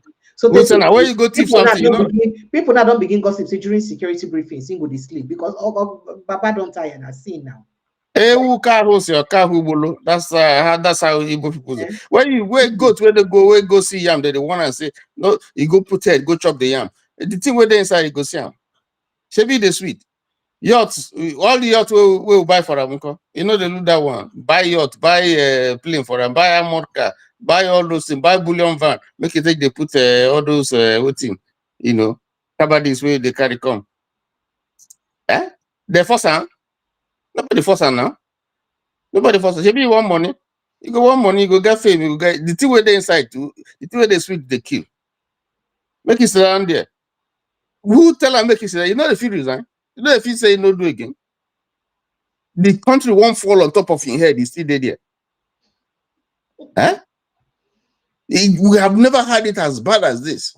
If they like me, they cost me. This man should go. He is almost 90. He should go. Kilo day. People they die every time like fowl, like chicken. Huh? Well, you don't notice something. Did you feel like during the PDP, at least Jonathan's administration, there was a bit more sincerity in fighting insecurity than right now? Did you notice that there is something about the APC administration and the fight against insecurity? Like say, it did the style when they follow, like they go negotiate, then go one day, like say they won't beg them, those kind of. Have you not noticed it? Precious. You just look at what no, look at what you talk about. Look at the disgraceful showing of Bayo Nanuga. Look at what he said. You just take phone, you just go say, I'm gonna release this phone. They say yes, sir. They just release all of them. Who is he talking to? He thinks the Nigerians are fools. See, you know, even if he comport himself, you know, if we just say, I see the simple question where and I go to ask him. But if now Obi, get power for Obi. Old man will get picking, you get children. See him. What a shame. What a shame. Like they take Nigeria don't become mockery, disgrace country. Shithole. Everybody just take Nigeria, they do anything. Foreigners, according to them, will come from abroad. They enter people farm, kill people, rape people, tear people belly, drive people away from the owners of the place. Drive them. They say na foreigners. Oh, na foreigners. Okay, make we kill them. They say no. You say na foreigners. What an unserious country. You see, I know there are certain things I know if you talk here. Honestly. There are certain because of you. There are certain things I know if you talk here. Thank you for your consideration. Because thank you. Not only Nigeria this kind of thing go happen. No, I don't know what is wrong with our people. I don't know what is wrong. You know, suffering and smiling. I don't know what is wrong with Nigerians. Even God said, they go do you. Now, Professor, as they come and say, you know, if you get where you go push goat reach, you reach wall, you go turn back, follow you. But if you reach in Nigeria, if you push and you reach wall, you go break the wall, escape. You won't fight back. It's a shame. Because of on that shameful note, just hold on. Make I talk to another. On that very shameful note, just hold on. Make I talk to somebody for phone. Good evening and welcome, sir. Yeah. You're welcome, sir. Yeah, good evening. Good evening, Thank sir. you. Mm-hmm. Yeah, and this is why I thank you myself. Even I say I don't go beyond the professional. I beg Why? Why? No. See why if you jealous, may your jealousy well because T1 is my big brother. Not even try that one. Make a no smile for T. Smile what smile for T1. Okay, see why they see wahala. They don't say you be. They say me be analog. They say me be analog. You be. They say they rig election for you. Now na smile. But now the same me they say I be analog. Say you be digital. Okay, sir. You know, say you see by your own as you talk, say they know how they call her. Because you say they come tell the terrorists come tell the people where they kidnap. Say how many helicopter will I see? Your government no fee release you now deal. And I come talk is they say what they say America don't talk. And they give them, you know, say they give them two cardinal reasons. Make you hear me now. Two cardinal reasons. Number one reason is say they should release jazz. Number two, they should disarm planning. They have to name. But we discuss this here now. I mean, when I been discuss them, but when I discuss them, it isn't a fake news have been carried in. I told you now. Okay, we don't confirm them now. Say Nadir. So the deal be say make it be say security they work. They don't deal, carry them, release them, no ransom. And they not say they don't pay any ransom. No ransom, no big deal. Just to tell the world that we are working. You see, I don't confirm them today. So it's not deal. I tell you, I not trust this government. People will go begin to say this one as bishop, take them, they support Muslim ticket. Which is all the foundation was based on lie, mentality, mentaliousness. So how can we trust this government? And where are we going from here? That's where we are. According to Sibanjo. Where we are. Chai. Thank you, my brother. Sorry. We continue to where we are. Today, we are going to be where we are. Tomorrow, where we are now.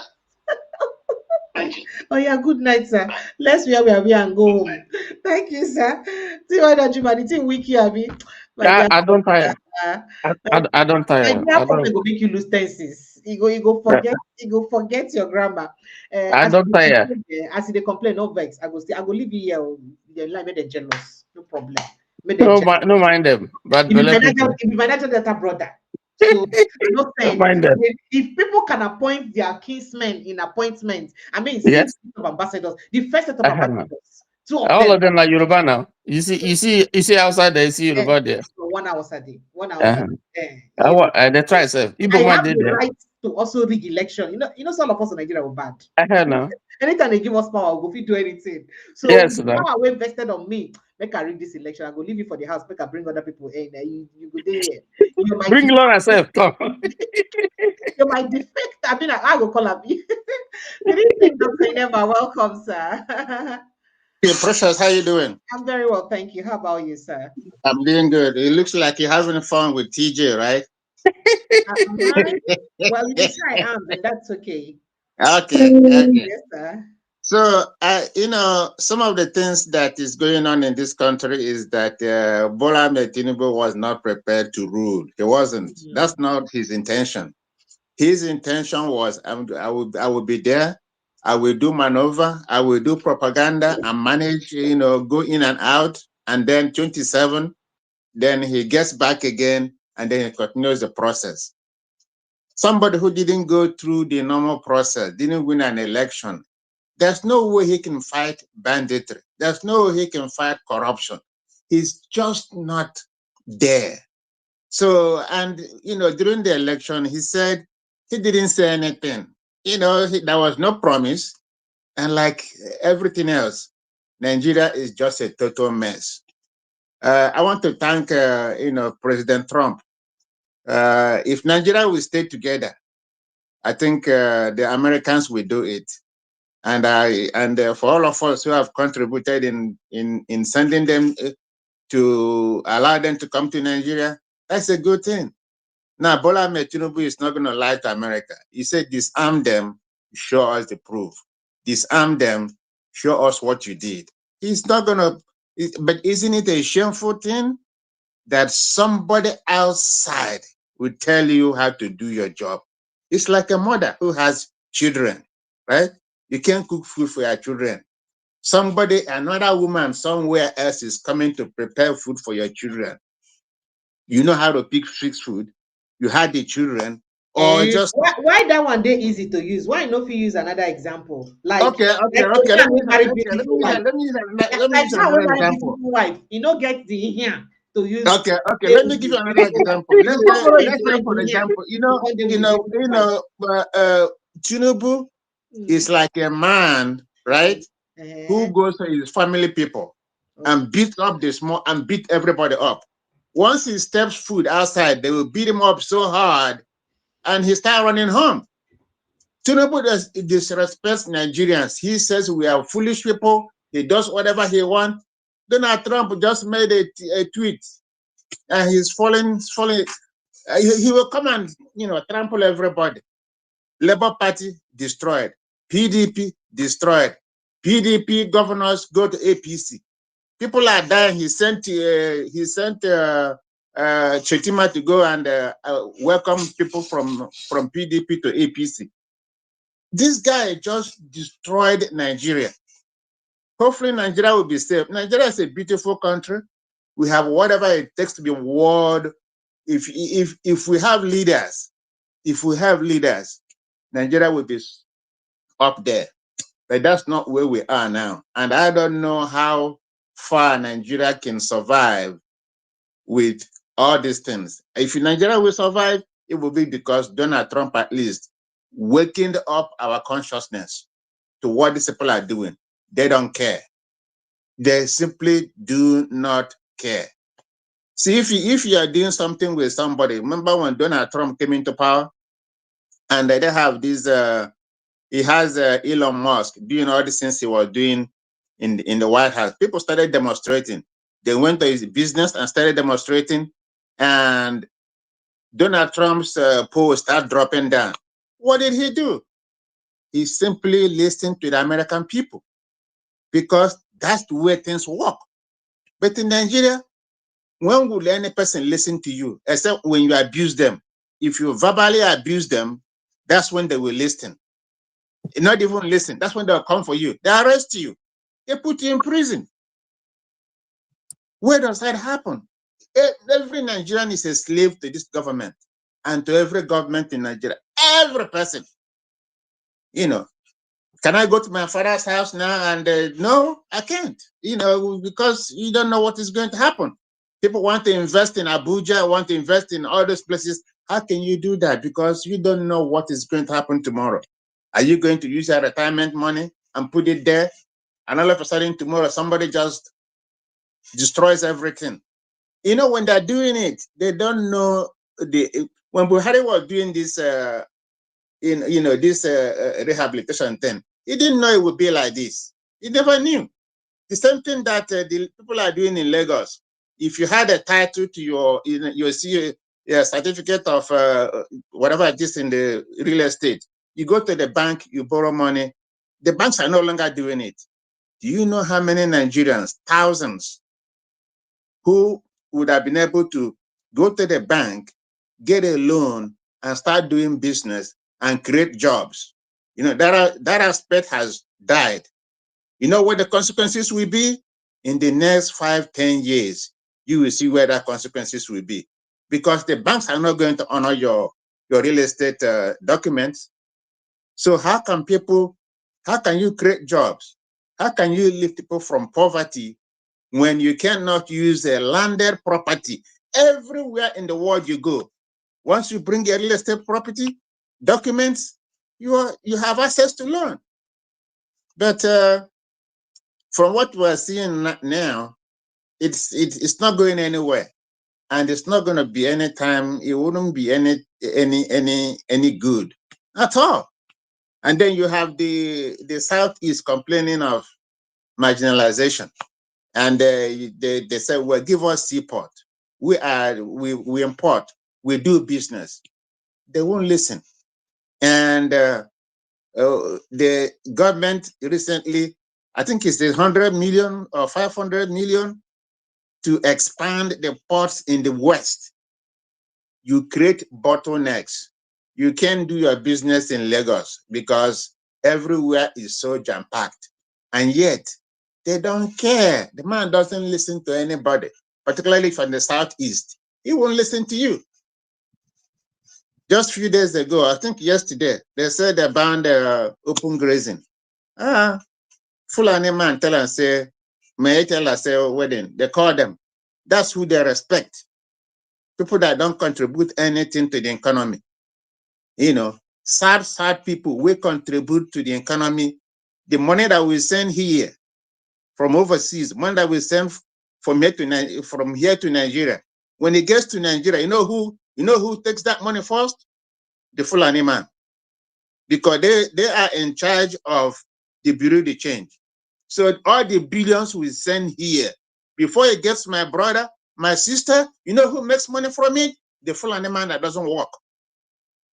That's who gets that money first, before it gets to the bottom line. I don't think it's fair for you to say the Fulani man does not work. And I think that's like profiling entire group. That's not fair, sir. Well, maybe I stated it wrong, and I apologize for that. Maybe here's what I will state: when that money comes in, right? Yes, it doesn't get where it's supposed to be. You know, the people that gets it first is the Bureau de Change people. Okay, sir. Right? They are the people that we create jobs for. So we're not creating jobs alone for our people. We are creating jobs for them because we had to work hard to send this money. Some of us don't sleep. Yeah, I have a good degree, I have a good job, but there are some of us that don't sleep. We work out this money, we send it home. They first get it, which is not a problem. We're not saying that getting the money is wrong. I'm not saying that. What I'm saying is, these people that come out to work hard to bring this money, to send it to Nigeria for everybody. When we send that money, we didn't say, okay, we're sending this money because it's going to Southwest, it's going to Southwest. We send this money to Nigeria. And if every Nigerian person, whether you are Igbo, Hausa, Yoruba, whatever it is, as long as you're in that line of business, you benefited from it. So, and then when you ask them for something, which is something that will benefit everybody, like giving the Southeast seaport, you got the seaport in Port Harcourt, you got the one in Warri, you got the one in Calabar. None of them is working. Thank you, sir. Help me wrap up your thought now so that I can invite others, sir. Thank you so much. Okay. So, in other words, I'm just saying that the government needs to find a better way of handling things for everybody, so that we all can live in peace as one country, where everybody's opinion will be heard. And when you want to treat people, you treat them with fairness. That's what everybody's asking for. I'm also asking for same thing, and I can't wait for us to have that in Nigeria. Good. Thank you. Thank you so much. Enjoy the rest of the evening, sir. Why don't you? Do you have an addendum, or I should invite somebody else? Say you don't pay for you can invite somebody else, but you see, the problem with Nigeria, we say, like say, God don't tire to the. Don't do like that. Nigerian are very important picking for where God did. God don't. Now Nigerian are bad picking to God. Nigerian are bad picking. They don't flog Nigeria after they hear. I think what will remain. I know if you're talking here. God don't tire for Nigeria. God don't tire for Nigeria. Not to buy Nigeria, and I remain. Because you don't want Nigeria give and sign war day. You still manage to lift Nigeria up. All the if the things that are happening to Nigeria now, or that has happened to Nigeria since many years now, if you don't happen to any other country, that country for don't finish. And we know they learn. We know they learn. Nigeria doesn't learn. Nigeria go see truth. They go they hide them. And they think say na truth, na falsehood. Now go lead us where you can't be doing the same wrong thing every day and expect a better, the same, a different result. It's impossible. Make I yield to my brother John. Maazichi Boise. Good evening and welcome. Good to hear from you. I think this is the first time you're joining us live. Exactly. You're welcome. Thank you. Where are you calling in from? From the United States. You're welcome. Go ahead, shoot. Shoot, don't kill us. Don't shoot with your mouth. But why you're shooting with your mouth? No, say waiting person talk for mouth, now they carry and go life imprisonment. So it doesn't matter. I'm old enough, so I can't take it. Okay, all right then. So go ahead. Thank you, Precious, for the wonderful job you are doing. Thank you, sir. I just have to appreciate the good work you are doing. Thank you. But before I go on, there is one request I would like to make on your platform. If you can be able, we need these are our representatives, the senators and House of Reps. If you can be inviting them, they will not come. I want to swear to you. Okay. Because it's not like I don't have the details. They will not come. Right, but you have to try. You don't just maybe during the election, if you manage, don't tell me you have to try. You have an idea of the work. You don't they try since they're not they come. They fear. They will not come, especially when they know Nigerians like you will calling and hold them accountable. Yeah, I know exactly. That's exactly the point I'm making, because they're supposed to be working for Nigeria. And I saw it did, and I saw it for ideal country like where you did. So we know the ideal. Because why I'm saying that is, we need to ask them to try that small. It's to serve is not an easy thing. I know what they're going through. I know what before them, because there are steps they can take to mitigate these things. There are steps they can take to help. I know they can't solve every problem, but they have to, because doing nothing is the worst. Because if they can be able to organize something like town halls, it won't be easy. It will be hard, because that is the part they choose. Then they can be able to see the way they could be able to help. But the president, we can force his hand to be able to attend town halls from place to place, so that we can be able to, when you push them to the wall, they will try to do something. Before I go on, that's the first thing I wanted to say. I have a couple of things, because I've been watching your show, even right from when I was at work. I was watching your show till I get home. So the first thing I wanted to say is about I think it's Sheikh Gumi, who is going around talking on the air of the bandits, negotiating with them, Boko Haram, negotiating with them. That is the best way. You don't have to force them. This is a known Nigerian negotiating with bandits. That means he knows where the bandits are. So he knows who the bandits are. And nothing happens to him. And we have law enforcement agencies. And we have the representatives.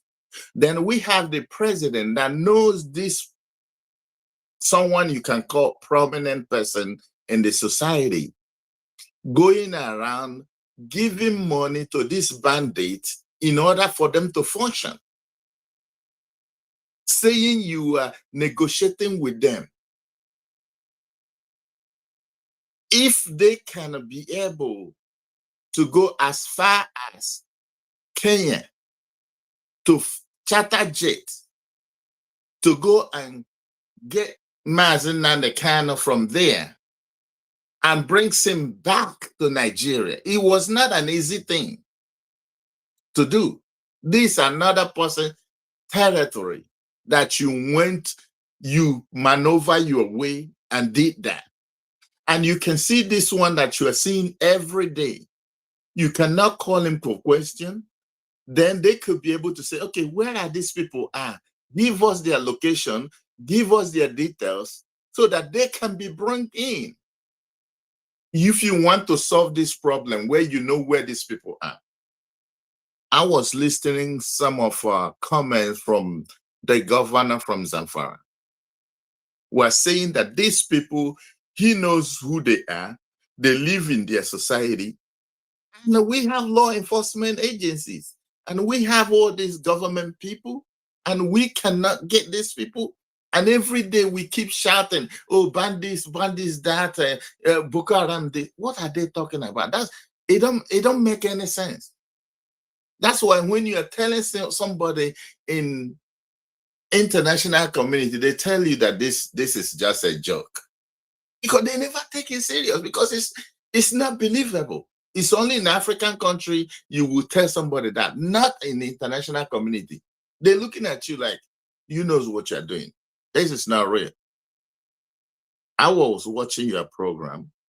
I saw the people they pay, all these low-life people they paid in America protesting, say there is no Christian genocide. These are hungry people, the ones we give them food. We give them food, we give them money to eat on the road because they don't have a job. These are the ones, most of them are mentally disturbed.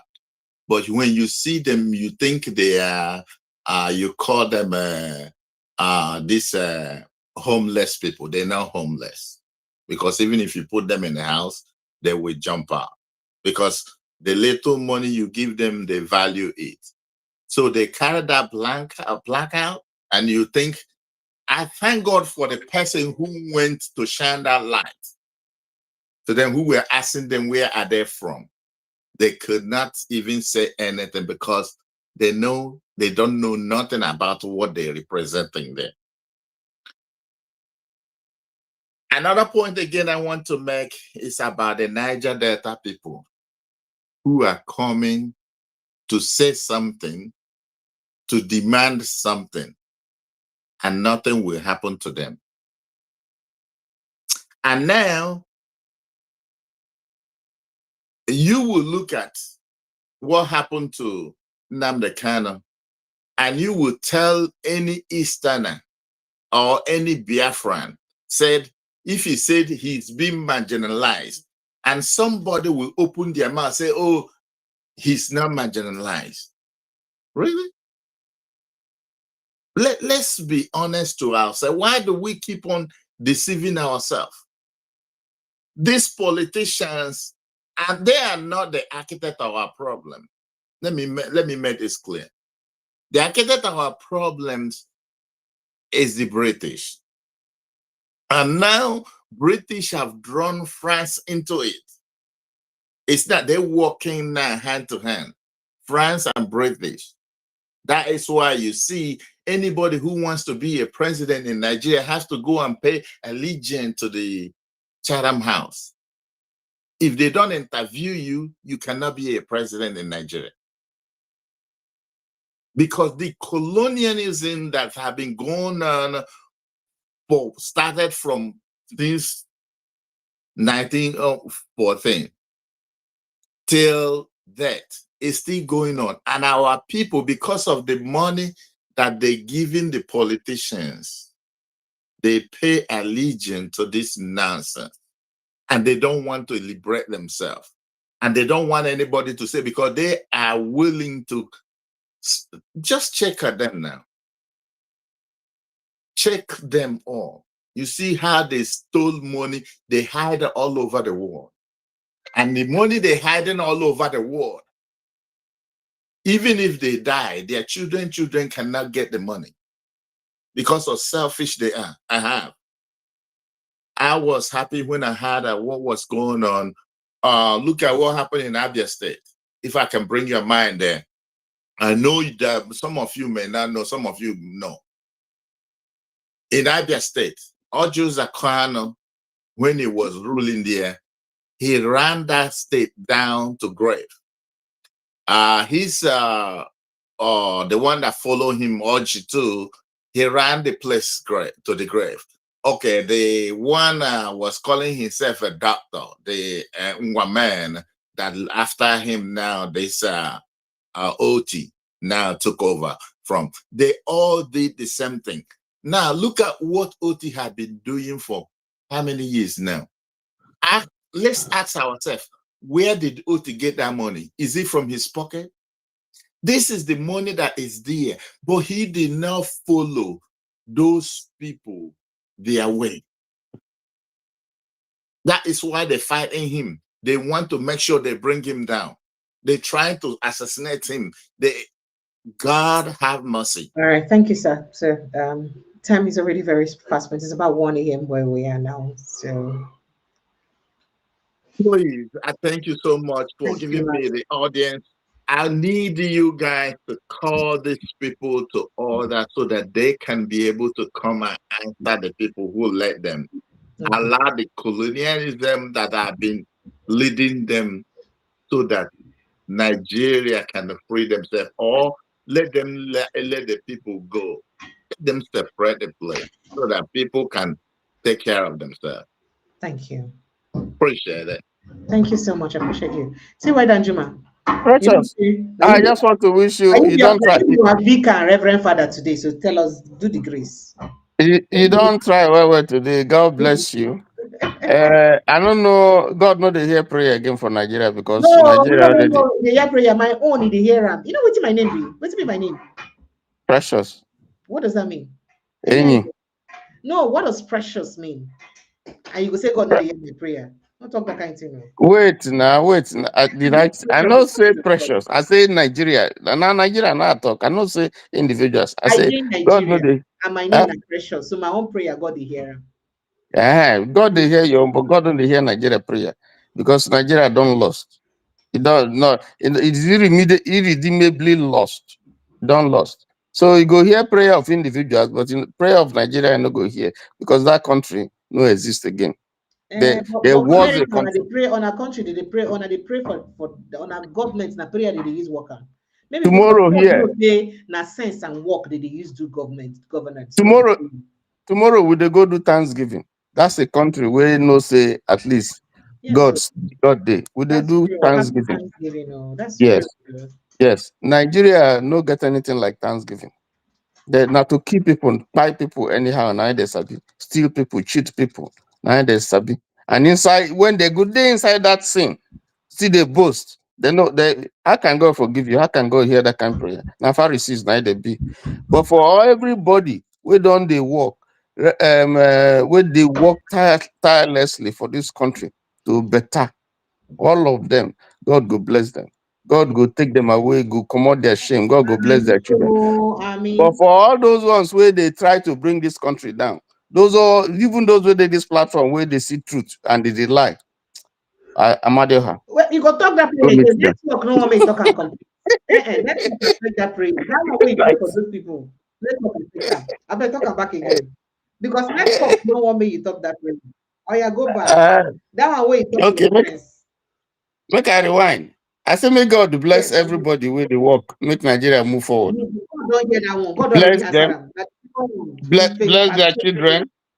God go hear that kind of prayer. But for Yes. those where they buy people anyhow, the poor, the innocent, tear people belly, steal Including people their money. sponsors and the people where they aid and abet them. Yes, to the fourth and fourth generation, the financials, everything. Natonda, Amadioha, Ogun, Shongo, all of them put together, make it begin work. So not only to them, now to their children, to their children's children, make it finish them. Because the loot, where they loot, you go still come back according to Bible, you go come back, the thief where the sinner go loot from poor people, you go come back, the wealth, their wealth. Now for the righteous. So shall it be in Jesus' name.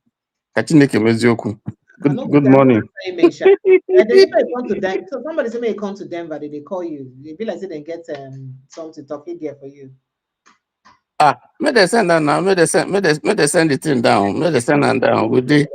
We'll go rock tomorrow. We'll go enjoy. I mean, when they enjoy, more than not say Dr. Catch they join me tomorrow. So we'll not go forget. We're gonna talk platform to enjoy them together. For those with the IDP, those with the Benue, those with they play too. Make una hold on.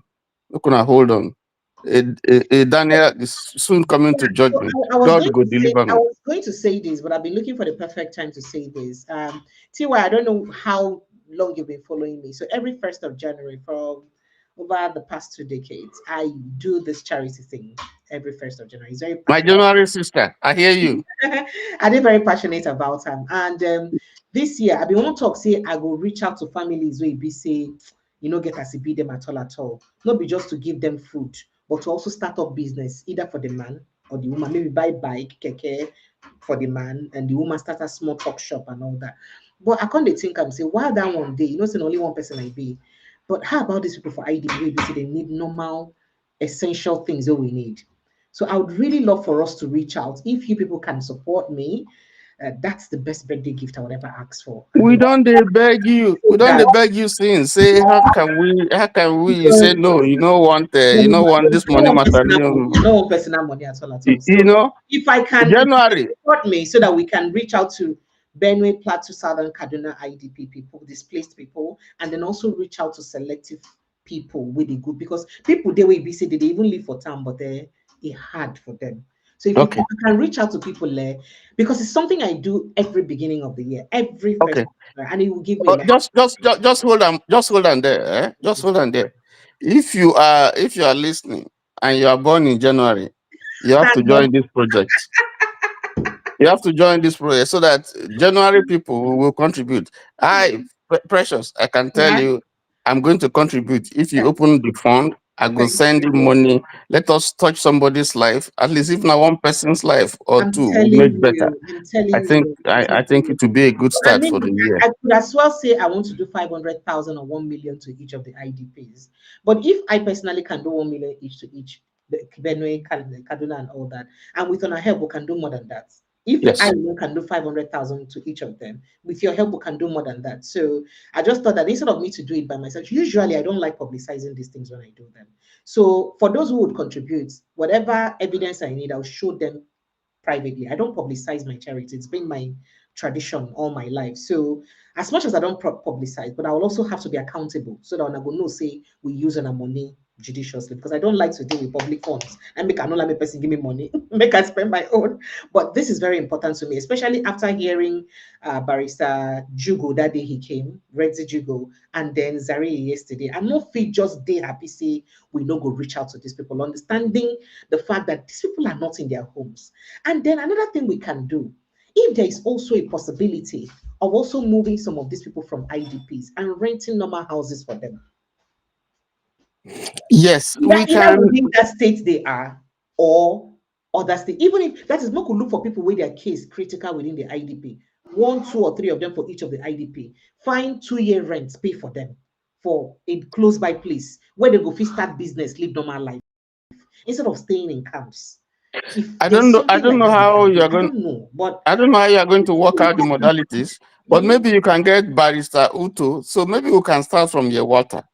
You know, maybe you can get Barrister I'm Uto. in touch with Barrister Uto. I'm in touch with Barrister Redzi for the Plateau people. Barrister Redzi already works with some CSOs where they do that kind of thing for Plateau State. So we're there in touch with them. Then Zari will help us for Southern Kaduna. I really want to. And that's why when the two of them came, I mentioned it on the platform so that you go there establish saying that them go help us if we need that. I am in. I really would do that. I'm in. So just give us the link and we'll do our best.